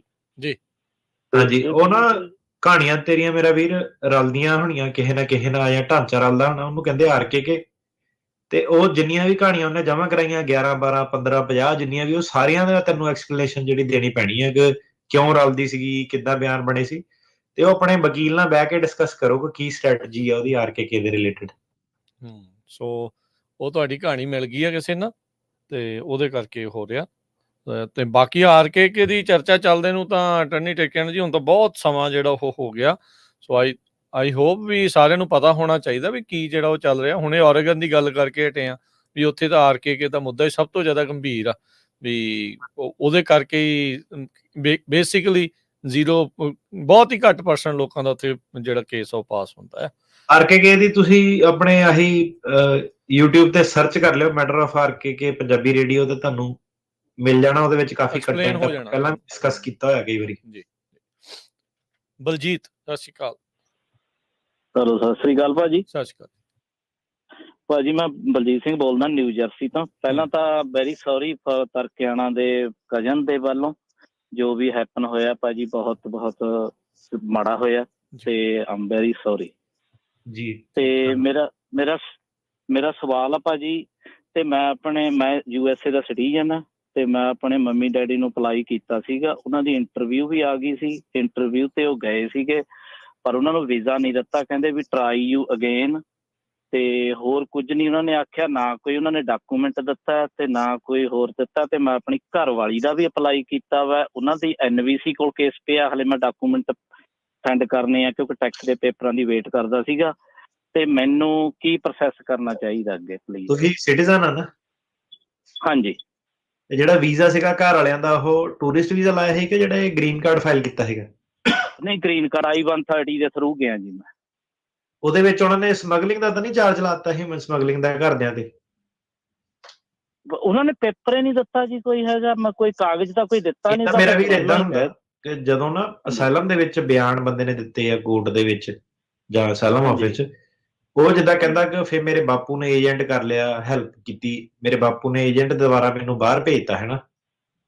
ਜਦੋਂ ਜਿਹੜੇ ਕੇਸਾਂ ਦੇ ਵਿੱਚ ਉਹ ਗੱਲ ਆ ਨਾ ਕਿ ਮੇਰੇ ਬਾਪੂ ਨੇ ਮੈਨੂੰ ਬਾਹਰ ਭੇਜਿਆ, ਉਹ ਕੇਸਾਂ ਦੇ ਵਿੱਚ ਕੀ ਕਰਦੇ ਆ ਕਿ ਜਿਹੜਾ ਗ੍ਰੀਨ ਕਾਰਡ ਆ ਨਾ ਘਰਦਿਆਂ ਦਾ, ਉਹ ਡਿਨਾਈ ਕਰ ਦਿੰਦੇ ਆ ਹਿਊਮਨ ਸਮਗਲਿੰਗ ਲਾ ਕੇ। ਅੱਛਾ ਜੀ। ਕਿਉਂਕਿ ਬਾਪੂ ਬਾਹਰ ਨਹੀਂ ਭੇਜ ਸਕਦਾ। ਮੇਰਾ ਕੇਸ ਬਾਵਾ ਦਾ ਪ੍ਰੂਵ ਹੋਇਆ ਸਿਟੀਜ਼ਨ, ਮੈਂ ਬਾਵਾ ਦੇ ਥਰੂ ਗਿਆ। ਅਸਾਈਲਮ ਦਾ ਨਹੀਂ ਕੋਈ ਕੇਸ ਲੱਗਾ ਸੀਗਾ ਕਦੀ? ਪਹਿਲਾਂ ਮੈਂ ਅਸਾਈਲਮ ਕੀਤੀ ਸੀਗੀ ਅਪਲਾਈ, ਪਰ ਮੇਰੀ ਡਿਨਾਈ ਹੋ ਗਈ ਸੀ, ਡੈਪੂਟੇਸ਼ਨ ਲੱਗ ਚੁੱਕੀ ਸੀਗੀ। ਉਹ ਡੈਪੂਟੇਸ਼ਨ ਉਹਦੇ ਵਿੱਚ ਘਰਦਿਆਂ ਦੇ ਬਾਰੇ ਕੋਈ ਇਨਫੋਰਮੇਸ਼ਨ ਸੀਗੀ ਕਿ ਉਹਨਾਂ ਨੇ ਹੈਲਪ ਕੀਤੀ ਹੈ ਬਾਹਰ ਜਾਣ 'ਚ? ਨਹੀਂ ਜੀ, ਉਹਦੇ ਵਿੱਚ ਕੋਈ ਨਹੀਂ ਸੀ, ਕਿਉਂਕਿ ਮੈਂ 26 ਈਅਰ 올ਡ ਸੀਗਾ ਤੇ ਮੈਂ ਆਪਣਾ ਡਿਸੀਜਨ ਆਪ ਲਿਆ ਲਾਈਫ ਦਾ। ਠੀਕ ਹੈ, ਫਿਰ ਮੈਨੂੰ ਪਤਾ ਨਹੀਂ ਭਾਜੀ, ਇਹ ਨਾ ਦੇਖਣਾ ਪੈਣਾ ਕਿ ਕੀ ਰੀਜ਼ਨ ਉਹਨਾਂ ਨੇ ਦਿੱਤਾ। ਤੁਸੀਂ ਕਹਿੰਦੇ ਕਿ ਉਹਨਾਂ ਨੇ ਡਿਨਾਈ ਕਰਤਾ ਕਿ ਉਹਨਾਂ ਨੇ ਹੋਲਡ ਤੇ ਪਾਇਆ ਵਾ? ਉਹਨਾਂ ਨੇ ਜੀ ਇਹ ਕਿਹਾ ਵੀ ਆਪਣੇ ਲੜਕੇ ਨੂੰ ਕਹੋ ਕੋਈ ਮਾਫੀਨਾਮਾ ਵਗੈਰਾ, ਕਿਉਂਕਿ ਉਹ ਪੰਜਾਬੀ ਉਹ ਸਮਝਦੇ ਨੇ, ਤੇ ਕੋਈ ਮਾਫੀਨਾਮਾ ਵਗੈਰਾ ਦੀ ਉਹਨਾਂ ਨੂੰ ਲੈਟਰ ਚਾਹੀਦੀ ਹੈ। ਮੈਂ ਕਿਹਾ ਵੀ ਮਾਫੀਨਾਮਾ ਤਾਂ ਵੇਵਰ ਹੁੰਦੀ ਆ 601, ਪਰ ਉਹਦੀ 601 ਵੇਵਰ ਹੋਣਾ। ਫਿਰ ਮੈਨੂੰ ਪਤਾ ਨਹੀਂ ਹੁਣ ਕੀ ਆ। ਘਰਦਿਆਂ ਤੋਂ ਵੀ ਪੁੱਛੋ ਕਿ ਉਹਨਾਂ ਨੇ ਕੀ ਬਿਆਨ ਦਿੱਤੇ ਆ ਕਿ ਮੁੰਡਾ ਬਾਹਰ ਕਿੱਦਾਂ ਗਿਆ ਸੀਗਾ, ਪੈਸੇ ਕਿੰਨੇ ਦਿੱਤੇ ਆ। ਉਹ ਚੀਜ਼ 'ਚ ਘੇਰਦੇ ਆ ਘਰਦਿਆਂ ਨੂੰ ਜ਼ਿਆਦਾ। ਹਾਂ, ਉਹਨਾਂ ਨੇ ਪੁੱਛਿਆ ਸੀਗਾ ਵੀ ਕਿੱਦਾਂ ਗਿਆ, ਉਹ ਕਹਿੰਦੇ ਵੀ 2 ਨੰਬਰ 'ਚ ਗਿਆ, 2 ਨੰਬਰ 'ਚ ਮੈਂ ਆਇਆ। ਇਹਦੇ 'ਚ ਕੋਈ ਝੂਠ ਵਾਲੀ ਗੱਲ ਨਹੀਂ, ਜੇ ਬਿਲਕੁਲ ਸੱਚ ਬੋਲਿਆ ਉਹਨਾਂ ਨੇ। ਭਾਜੀ ਏਲੀਅਨ ਸਮਗਲਿੰਗ, ਹਿਊਮਨ ਸਮਗਲਿੰਗ ਹੀ ਲਾਈ ਹੈ ਘਰਦਿਆਂ ਤੇ, ਤੁਹਾਨੂੰ ਵੇਵਰ ਕਰਨਾ ਪੈਣਾ ਉਹਦਾ ਸਮਗਲਿੰਗ ਦਾ। ਠੀਕ ਹੈ ਜੀ। ਸੋ ਹੁਣ ਉਹ ਕਾਰਵਾਈ ਜਿਹੜੀ ਆ ਤੁਸੀਂ ਤੁਹਾਡੇ ਥਰੂ ਕਰ ਸਕਦਾ ਜੀ ਮੈਂ? ਹਾਂਜੀ, ਕਰ ਸਕਦੇ ਹੋ। ਤੁਸੀਂ ਸਾਡੇ ਆਫਿਸ ਨੂੰ ਕੰਟੈਕਟ ਕਰ ਲਓ। ਅੱਛਾ ਜੀ। ਤੇ ਉਹਦੇ ਲਈ ਮੈਨੂੰ ਡਾਕੂਮੈਂਟ ਵੀ ਕੋਈ ਚਾਹੀਦਾ ਨੇ ਇੰਡੀਆ ਤੋਂ ਮੰਗਾਉਣ ਲਈ? ਕਾਫੀ ਚਾਹੀਦੇ ਭਾਜੀ। ਇਹ ਨਾ ਵੇਵਰ ਔਖਾ ਹੁੰਦਾ, ਇਹਦਾ 50% ਚਾਂਸ ਹੀ ਹੈਗਾ। ਬਹੁਤ ਲੋਕਾਂ ਦੇ ਘਰਦਿਆਂ ਨੂੰ ਡੱਕ ਦਿੰਦੇ ਪਰਮਾਨੈਂਟਲੀ, ਜਿਹੜਾ ਡਿਨਾਈ ਇਸ ਗੱਲ ਤੇ ਉਹ ਕਰ ਦਿੰਦੇ ਆ। ਤੇ ਹੁਣ ਜਿਹੜਾ ਐਮਬੈਸੀਆਂ ਉਧਰ ਦੀਆਂ ਬੰਬੇ ਦੀ ਖਾਸ ਕਰਕੇ, ਉਹ ਬਹੁਤ ਬਹਾਨਾ ਜਿਹੜਾ ਇਹ ਲੱਭਿਆ। ਠੀਕ ਹੈ। ਤੇ ਇਵਨ ਇੱਕ ਕੇਸ ਸੀਗਾ, ਉਹਦੇ ਵਿੱਚ ਉਹਨੇ ਕਿਹਾ ਸੀ ਬਾਪੂ ਨੇ ਹੈਲਪ ਕੀਤੀ, ਮਾਤਾ ਨੂੰ ਕੁਝ ਪਤਾ ਨਹੀਂ ਸੀ, ਤੇ ਬਾਪੂ ਦੀ ਡੈਥ ਹੋ ਗਈ, ਤੇ ਤਾਂ ਵੀ ਮਾਤਾ ਨੂੰ ਉਹਨੇ ਜਿਹੜਾ ਢੰਗ ਤੱਕ ਨਹੀਂ, ਤੂੰ ਵੀ ਵਿੱਚੇ ਭਾਗੀਦਾਰੀ ਕੀਤੀ ਆ ਮੁੰਡੇ ਆਪਣੇ ਨੂੰ ਬਾਹਰ ਭੇਜਣ 'ਚ। ਸੋ ਇਹ ਕਾਫੀ ਜਿਹੜਾ ਮੁੱਦਾ ਨਾ ਹੁਣ ਐਮਬੈਸੀਆਂ 'ਚ ਜਿਹੜਾ ਉੱਠ ਰਿਹਾ ਵਾ। ਤੇ ਜਿਹੜੇ ਸੁਣਦੇ ਪਏ ਆ, ਉਹ ਵੀ ਜਦੋਂ ਤੁਹਾਡੇ ਘਰ ਦੇ ਇੰਟਰਵਿਊ ਤੇ ਜਾਂਦੇ ਆ ਨਾ, ਆ ਚੀਜ਼ ਦਾ ਪ੍ਰਿਪੇਅਰ ਹੋ ਕੇ ਜਾਓ ਪਹਿਲਾਂ ਹੀ ਕਿ ਕਿੱਦਾਂ ਮੁੰਡਾ ਬਾਹਰ ਗਿਆ ਹੈਗਾ, ਕਿੰਨੇ ਪੈਸੇ ਦਿੱਤੇ ਸੀਗੇ, ਕਿੰਨੇ ਏਜੰਟ ਨਾਲ ਗੱਲ ਕੀਤੀ ਸੀਗੀ, ਤੁਹਾਡੀ ਕੀ ਅੰਡਰਸਟੈਂਡਿੰਗ ਸੀਗੀ ਕਿ ਉਹਨੇ 2 ਨੰਬਰ 'ਚ ਜਾਣਾ, ਕਿ ਉਹਨੇ ਇੰਡੀਆ ਤੋਂ ਬਾਹਰ ਕੱਢਣ ਦਾ ਸੀਗਾ, ਤੇ ਕਈਆਂ ਨੇ ਤਾਂ ਹੁਣ ਇਦਾਂ ਦੇ ਵੀ ਬਿਆਨ ਆ ਕਿ ਫਿਰ ਮੈਂ ਮੈਕਸੀਕੋ ਆ ਗਿਆ, ਇੱਥੇ ਮੈਨੂੰ ਏਜੰਟ ਨੇ ਹੋਰ ਪੈਸੇ ਮੰਗੇ, ਮੇਰੇ ਬਾਪੂ ਨੇ ਹੋਰ ਪੈਸੇ ਭੇਜਤੇ। ਤੇ ਉਹ ਸਿੱਧੇ ਡਾਇਰੈਕਟ ਜਿਹੜਾ ਨਾ ਹਿਊਮਨ ਸਮਗਲਿੰਗ ਜਿਹੜੀ ਉਹ ਆਉਂਦੀ ਆ। ਸੋ ਉਹ ਤੁਸੀਂ ਜਿਹੜਾ ਬਿਆਨ ਆ ਉਹਨਾਂ ਦਾ ਕਲੀਅਰ ਕਰੋ ਕਿ ਬਾਪੂ ਨੇ ਤੁਹਾਨੂੰ ਕਿੱਥੇ ਭੇਜਿਆ ਸੀਗਾ, ਪਹਿਲਾਂ ਤੁਸੀਂ ਟਰਕੀ ਗਏ ਸੀ, ਕਿੱਥੇ ਗਏ ਸੀ, ਵੀਜ਼ੇ ਤੇ ਗਏ ਸੀਗੇ, 2 ਨੰਬਰ 'ਚ ਗਏ ਸੀਗੇ, ਘਰਦਿਆਂ ਨੂੰ ਕਿੰਨੀ ਨੌਲੇਜ ਸੀਗੀ, ਏਜੰਟ ਨੇ ਕੀ ਕਿਹਾ ਸੀਗਾ, ਕੌਣ ਸੀਗਾ ਏਜੰਟ। ਸੋ ਇਹ ਸਾਰੀਆਂ ਚੀਜ਼ਾਂ ਦੇ ਜਿਹੜੇ ਬਿਆਨ ਜਿਹੜੇ ਹੋਣੇ ਚਾਹੀਦੇ ਆ। ਤੇ ਐਕਚੁਅਲ ਦੇ ਵਿੱਚ ਲੱਭਦੇ ਕੀ ਆ ਕਿ ਨਾਮ ਨੂੰ ਭਾਲਦੇ ਹੋ ਕਿਹੜਾ ਏਜੰਟ ਸੀਗਾ, ਕਿ ਗਵਾਹ ਬਣੇ, ਏਜੰਟ ਨੂੰ ਫੜੀਏ, ਏਦਾਂ ਦੀਆਂ ਇਹੋ ਚੀਜ਼ਾਂ ਜਿਹੜਾ ਲੱਭਦੇ ਆ। ਤੇ ਉਹਨਾਂ ਕੋਲ ਹੁਣ ਕੋਈ ਚੋਇਸ ਹੈ ਨਹੀਂ, ਕਿਉਂਕਿ ਸਮਗਲਿੰਗ ਬਹੁਤ ਲੈਵਲ ਤੇ ਜਿਹੜੀ ਚੱਲਦੀ, ਬੰਦੇ ਜਿਹੜੇ ਆ ਰਹੇ ਆ ਤੇ ਐਮਬੈਸੀਆਂ ਵਾਲੇ ਇਹ ਵੀ ਬੇਵਸ ਆ। ਸੋ ਉਹਨਾਂ ਦਾ ਹੁਣ ਇਹੀ ਆ ਕਿ ਘਰਦਿਆਂ ਨੂੰ ਟੱਗੋ ਸਾਰਿਆਂ ਦੇ। ਠੀਕ ਹੈ ਜੀ। ਅਗਲੇ ਕਾਲਰ ਰਜਿੰਦਰ ਜੀ। ਸਤਿ ਸ਼੍ਰੀ ਅਕਾਲ ਭਾਜੀ। ਸਤਿ ਸ਼੍ਰੀ ਅਕਾਲ ਜੀ। ਭਾਜੀ ਮੈਂ ਗੱਲ ਕਰਨੀ ਸੀ ਕਿ ਮੇਰਾ ਕੇਸ ਸੀਗਾ 22 ਫਰਵਰੀ ਨੂੰ, ਤੇ ਉਹ ਕੇਸ ਮੇਰਾ ਇਹਨਾਂ ਨੇ ਤਰੀਕ ਪਾਤੀ ਅੱਗੇ ਵੀ 25 ਜਨਵਰੀ ਦੀ ਪਾਤੀ, ਤੇ ਜਨਵਰੀ ਦੀ 25 ਦੀ ਪਾਉਣ ਤੋਂ 10 ਦਿਨ ਬਾਅਦ ਹੀ ਇਹਨਾਂ ਨੇ ਕਹਿਤਾ ਕਿ ਤੇਰਾ ਕੇਸ ਡਿਸਮਿਸ ਹੋ ਗਿਆ। ਅੱਛਾ। ਵੀ ਇਹਦਾ ਕੋਈ ਸਮਝ ਨਹੀਂ ਆਈ ਮੈਨੂੰ ਵੀ ਇਦਾਂ ਕਿੱਦਾਂ ਹੋ ਗਿਆ ਨਾ। 10 ਦਿਨ ਪਹਿਲਾਂ ਇਹਨਾਂ ਨੇ ਮੈਨੂੰ ਕਿਹਾ ਵੀ ਤੇਰੀ ਤਰੀਕ 25 ਚੱਲ ਗਈ, ਤੇ ਉਸ ਤੋਂ ਬਾਅਦ ਹੀ ਉਹਨਾਂ ਨੇ ਨਾਲ ਲੱਗਦੇ ਕਹਿਤਾ ਤੇਰਾ ਡਿਸਮਿਸ ਹੋ ਗਿਆ ਕੇਸ। ਹੁਣ ਮੈਂ ਕੀ ਕਰਾਂ? ਹੁਣ ਮੈਨੂੰ ਪਤਾ ਨਹੀਂ ਭਾਜੀ ਉਹਨਾਂ ਨੇ ਕੀ ਤੁਹਾਡੇ ਵਿੱਚ ਇਹਦੇ ਵਿੱਚ ਪ੍ਰੋਬਲਮ ਸੀਗੀ। ਕਈ ਵਾਰੀ ਕੀ ਹੁੰਦਾ ਕਿ ਸਰਕਾਰੀ ਵਕੀਲ ਮੋਸ਼ਨ ਪਾਉਂਦਾ ਕਿ ਤੇਰਾ ਕੇਸ ਡਿਸਮਿਸ ਕਰਨਾ, 10 ਦਿਨ ਦਾ ਟਾਈਮ ਹੁੰਦਾ, ਤੁਹਾਡੇ ਵਕੀਲ ਕੋਲ ਉਹਨੇ ਜਵਾਬ ਦੇਣਾ ਹੁੰਦਾ ਕਿ ਕਿਉਂ ਨਾ ਡਿਸਮਿਸ ਕੀਤਾ ਜਾਵੇ। ਕਈ ਵਾਰੀ ਉਹ 10 ਦਿਨ ਦੀ ਨਾ ਡੈਡਲਾਈਨ ਜਿਹੜੀ ਉਹ ਮਿਸ ਹੋ ਜਾਂਦੀ ਆ। ਤੇ ਮੈਨੂੰ ਹੁਣ ਪਤਾ ਨਹੀਂ, ਆਪਣੇ ਵਕੀਲ ਨਾਲ ਜਿਹੜੀ ਸਲਾਹ ਕਰੋ, ਉਹਨੂੰ ਪਹਿਲਾਂ ਜਾ ਕੇ ਪੁੱਛੋਗੇ ਇਦਾਂ ਦਾ ਕੋਈ ਨੋਟਿਸ ਆਇਆ ਸੀ, ਤੂੰ ਕੋਈ ਇਦਾਂ ਦਾ ਨੋਟਿਸ ਮਿਸ ਤਾਂ ਨਹੀਂ ਕੀਤਾ। ਪਰ ਐਨੀ ਸਿਨੈਰੀਓ ਹੁਣ ਤੁਹਾਡਾ ਕੇਸ ਜੇ ਡਿਸਮਿਸ ਹੋ ਗਿਆ ਵਾ, ਤੇ ਕਈ ਵਾਰੀ ਸਿੱਧੇ ਤੌਰ ਤੇ ਵੀ ਉਹ ਡਿਸਮਿਸ ਹੋ ਜਾਂਦਾ, ਮਤਲਬ ਸਰਕਾਰੀ ਵਕੀਲ ਦੀ ਮਰਜ਼ੀ ਆ, ਡਿਸਮਿਸ ਉਹ ਕਰ ਦਿੰਦੇ ਆ। ਮੌਕਾ ਜ਼ਿਆਦਾਤਰ ਜ਼ਰੂਰ ਦਿੰਦੇ ਆ ਐਕਸਪਲੇਨ ਤੁਹਾਡੀ ਗੱਲ ਸੁਣਨ ਦਾ। ਤੇ ਹੁਣ ਤੁਹਾਨੂੰ ਇਹਦੇ ਵਿੱਚ ਅਸਾਈਲਮ ਆਫਿਸ ਦੇ ਵਿੱਚ ਜਾ ਕੇ ਜਿਹੜਾ ਕੇਸ ਲੜਨਾ ਪੈਣਾ। ਤੇ ਉਹ ਦੁਆਰੇ ਥੱਲੇ ਲਾਉਣਾ ਪਊਗਾ ਕੇਸ? ਹਾਂਜੀ ਜੀ ਬਿਲਕੁਲ। ਤੇ ਇਹ ਫਿਰ ਭਾਈ ਥੱਲੇ ਤਾਂ ਤਰੀਕ ਨਹੀਂ ਜਲਦੀ ਮਿਲਦੀ ਕਿ ਮਿਲ ਜਾਂਦੀ ਆ? ਮੈਨੂੰ ਤਾਂ ਇਹਨੂੰ ਉਦਾਂ ਹੀ 5-6 ਸਾਲ ਹੋ ਗਏ ਆ। ਹਾਂਜੀ, ਨਹੀਂ ਤੁਸੀਂ ਪਹਿਲਾਂ ਕੇਸ ਲਾਓ ਤੇ ਫਿਰ ਉਸ ਤੋਂ ਬਾਅਦ ਤੁਸੀਂ ਮੁਕੱਦਮਾ ਕਰ ਸਕਦੇ ਹੋ ਉਹਨਾਂ ਤੇ ਕੇਸ ਤੇਜ਼ ਕਰਨ ਦਾ। ਜੀ। ਬਾਕੀ ਇਹ ਗੱਲ ਪੱਕੀ ਆ ਜੀ, ਉਹ ਆਈ ਥਿੰਕ ਉਹ ਗੋਲਡਨ ਪੀਰੀਅਡ ਅਟਾਰਨੀ ਟਿਰਕੇਣਾ ਜੀ ਤਕਰੀਬਨ ਖਤਮ ਆ, ਜਦੋਂ ਜਲਦੀ ਤਰੀਕਾਂ ਜਿਹੜੀ ਆ ਜਾਂਦੀਆਂ ਸੀਗੀਆਂ। ਹੁਣ ਤਾਂ ਕਾਫੀ ਲੰਮਾ ਵਕਤ ਜਿਹੜਾ ਤਰੀਕਾਂ ਦੇ ਲਈ ਵੇਟ ਕਰਨਾ ਜਿਹੜਾ ਉਹ ਪੈ ਰਿਹਾ ਹੈਗਾ। ਹਾਂਜੀ ਜੀ। ਮੋਹਨ ਜੀ। ਸਤਿ ਸ਼੍ਰੀ ਅਕਾਲ ਦੋਨੋਂ ਵੀਰਾਂ ਜੀ। ਸਤਿ ਸ਼੍ਰੀ ਅਕਾਲ ਜੀ। सर मेरे 2 छोटे क्वेश्चन है। एक 601 वेवर फाइल किया है, ते जे अगर ਅਸੀਂ ਕੈਨੇਡਾ ਵੀਜ਼ਾ ਟਰਾਈ ਕਰੀਏ ਕੋਈ ਇਫੈਕਟ ਤਾਂ ਨਹੀਂ ਪਏਗਾ ਇਹਦੇ ਉੱਪਰ? 601 ਵੇਵਰ ਫਾਈਲ ਕੀਤਾ ਕੀ ਗਿਆ? ਕੈਨੇਡਾ ਦੀ ਗੱਲ ਨਹੀਂ ਸਮਝ ਆਈ। Canada visa tourist visa try ਕਰੀਏ ਕੋਈ ਇਫੈਕਟ ਤਾਂ ਨਹੀਂ ਪਏਗਾ ਇੱਧਰ? ਕੈਨੇਡਾ ਦਾ ਵੀਜ਼ਾ ਟਰਾਈ ਕਰਨਾ ਲੈਣ ਦੇ ਲਈ? ਹਾਂਜੀ, ਟੂਰਿਸਟ ਵੀਜ਼ਾ। ਹਾਂਜੀ, ਨਹੀਂ ਟਰਾਈ ਕਰੋ। ਟਰਾਈ ਕਰਨ ਚ ਕੀ ਉਹਦਾ, ਤੁਸੀਂ ਇੱਥੇ ਅਮਰੀਕਾ ਚ ਹੈਗੇ ਤਾਂ ਅਮਰੀਕਾ ਚ ਹੀ ਟਰਾਈ ਕਰੋਗੇ। ਹਾਂਜੀ। ਤੇ ਦੂਸਰਾ ਇੱਕ ਆਪਣਾ ਸ਼ੇਅਰ ਤਾਂ ਨਹੀਂ ਕਰਦੇ ਹੈਗੇ? ਕੀ ਨਹੀਂ ਕਰਦੇ? ਮੋਸਟਲੀ ਮੈਂ ਡਾਟਾ ਸ਼ੇਅਰ ਤਾਂ ਨਹੀਂ ਕਰਦੇ ਆਪਸ ਚ? ਡਾਟਾ ਇੱਕ ਦੂਜੇ ਦੇ ਨਾਲ? ਹਾਂਜੀ। ਡੇਟਾ ਭਰਾਵਾ ਕਰਦੇ ਕਿ ਨਹੀਂ ਕਰਦੇ ਉਹਨੂੰ ਅਸਲੀ ਦੱਸਣਾ ਵਾ, ਭਾਵੇਂ ਕਰਨ ਭਾਵੇਂ ਨਾ ਕਰਨ। ਹੁਣ ਇਹ ਕਿਹੜਾ ਸਵਾਲ ਆ? ਹੁਣ ਮੈਂ ਕਹਾਂ ਨਹੀਂ ਕਰਦੇ, ਕੱਲ ਨੂੰ ਤੂੰ ਨਕਲੀ ਕਹਿ ਦੇ, ਫਿਰ ਤੂੰ ਵਕੀਲ ਲਗਾਏ ਸ਼ੇਅਰ ਨਹੀਂ ਕਰਦੇ। ਸੋ ਇਨਫੋਰਮੇਸ਼ਨ ਸੱਚ ਦੱਸਣੀ ਆ, ਭਾਵੇਂ ਸ਼ੇਅਰ ਕਰਦੇ ਕਿ ਨਹੀਂ ਕਰਦੇ, ਉਹਦੇ ਪਿੱਛੇ ਨਹੀਂ ਪੈਣਾ। ਉਹ ਲੋਕੀ ਬਹੁਤ ਫਸਦੇ ਇਹ ਕੰਮਾਂ 'ਚ, ਸ਼ੇਅਰ ਕਰਦੇ ਕਿ ਨਹੀਂ ਕਰਦੇ, ਤੁਸੀਂ ਮੰਨ ਕੇ ਚੱਲਣਾ ਕਿ ਕਰਦੇ ਆ। ਠੀਕ ਹੈ ਜੀ। ਸ਼ਰਨਜੀਤ। ਹਾਂਜੀ ਸ਼ਰਨਜੀਤ ਜੀ। ਹਾਂਜੀ ਸਰ, ਸਤਿ ਸ਼੍ਰੀ ਅਕਾਲ ਜੀ। ਸਤਿ ਸ਼੍ਰੀ ਅਕਾਲ। ਹਾਂਜੀ ਸਰ, ਮੈਂ ਨਾ ਹੁਣੇ ਨਾ ਬੇਅਰਲੀ ਮੂਵ ਹੋਇਆ ਸੀ ਇੱਥੇ ਨਿਊਯਾਰਕ, ਤੇ ਮੇਰਾ ਨਾ ਕੇਸ ਐਕਚੁਅਲੀ ਉੱਥੇ ਕੈਲੀਫੋਰਨੀਆ ਦੇ ਵਿੱਚ ਸੀ। ਤੇ ਮੈਂ ਸਰ ਨੂੰ ਪੁੱਛਣਾ ਸੀ ਕਿ ਕੁਝ ਮੈਂ ਨਾ ਇੱਥੇ ID ਰੀਨਿਊ ਨਹੀਂ ਕਰਾ ਸਕਦਾ ਕਿਉਂਕਿ ਮੇਰਾ ਵਰਕ ਪਰਮਿਟ ਐਕਸਪਾਇਰ ਹੋਇਆ ਹੋਇਆ। ਤੇ ਕਿਹੜੇ ਮੈਂ ਜਿਹੜੇ ਕਿ ਵਧੀਆ ਪ੍ਰੂਫ ਲਾ ਸਕਦਾ ਕਿ ਜੱਜ ਜਿਹੜਾ ਕੇਸ ਮੇਰਾ ਇੱਧਰ ਮੂਵ ਕਰ ਦੇਵੇ? ਕਿੱਥੇ ਹੈ ਕੋਰਟ 'ਚ? ਕਿਹੜੇ ਕੋਰਟ 'ਚ ਕੇਸ ਹੈ ਤੁਹਾਡਾ? ਸੈਨ ਫਰਾਂਸਿਸਕੋ ਹੈ ਜੀ। ਤੇ ਮੂਵ ਕਿੱਥੇ ਕਰਾਉਣਾ ਤੁਸੀਂ? ਨਿਊਯਾਰਕ ਕਰਾਉਣਾ ਸੀ, ਸਲੇਟਨ ਮਿਸ਼ਲ ਜੱਜ ਸੀ। ਹਾਂਜੀ। ਸੋ ਸਲੇਟਨ ਮਿਸ਼ਲ ਜਿਹੜੇ ਆ ਜੱਜ, ਜਿੱਦਾਂ ਹੁਣ ਸੁਣਨ 'ਚ ਆਇਆ, ਕਾਫੀ ਜਿਹੜੇ matter of RKK fraud filing ਦੇ ਵਿੱਚ ਪਾਉਂਦੇ ਆ। ਤੇ ਇੱਕ ਰੀਜ਼ਨ ਤੁਹਾਡਾ ਇਹ ਵੀ ਆ ਕਿ ਤੁਹਾਡਾ ਸ਼ਾਇਦ ਉਹ ਕੇਸ ਨਾ ਨਿਕਲਣ ਦੇਣ, ਜਿਹੜੇ ਮਰਜ਼ੀ ਪ੍ਰੂਫ ਲਾਓ, ਹਨਾ।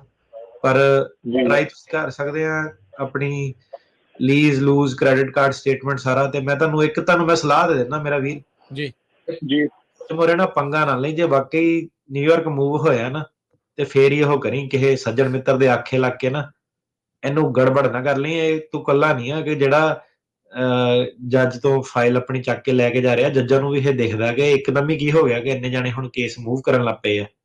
ਠੀਕ ਆ, ਸੋ ਇਹ ਏਦਾਂ ਨਾ ਕਿਤੇ ਗੱਲ ਹੋਵੇ ਕਿ ਰਹੀ ਤੂੰ ਕੈਲੀਫੋਰਨੀਆ ਜਾਵੇਂ ਤੇ ਤੂੰ ਕਵੇਂ ਕੇਸ ਮੈਂ ਨਿਊਯਾਰਕ ਮੂਵ ਕਰ ਲੈਣਾ।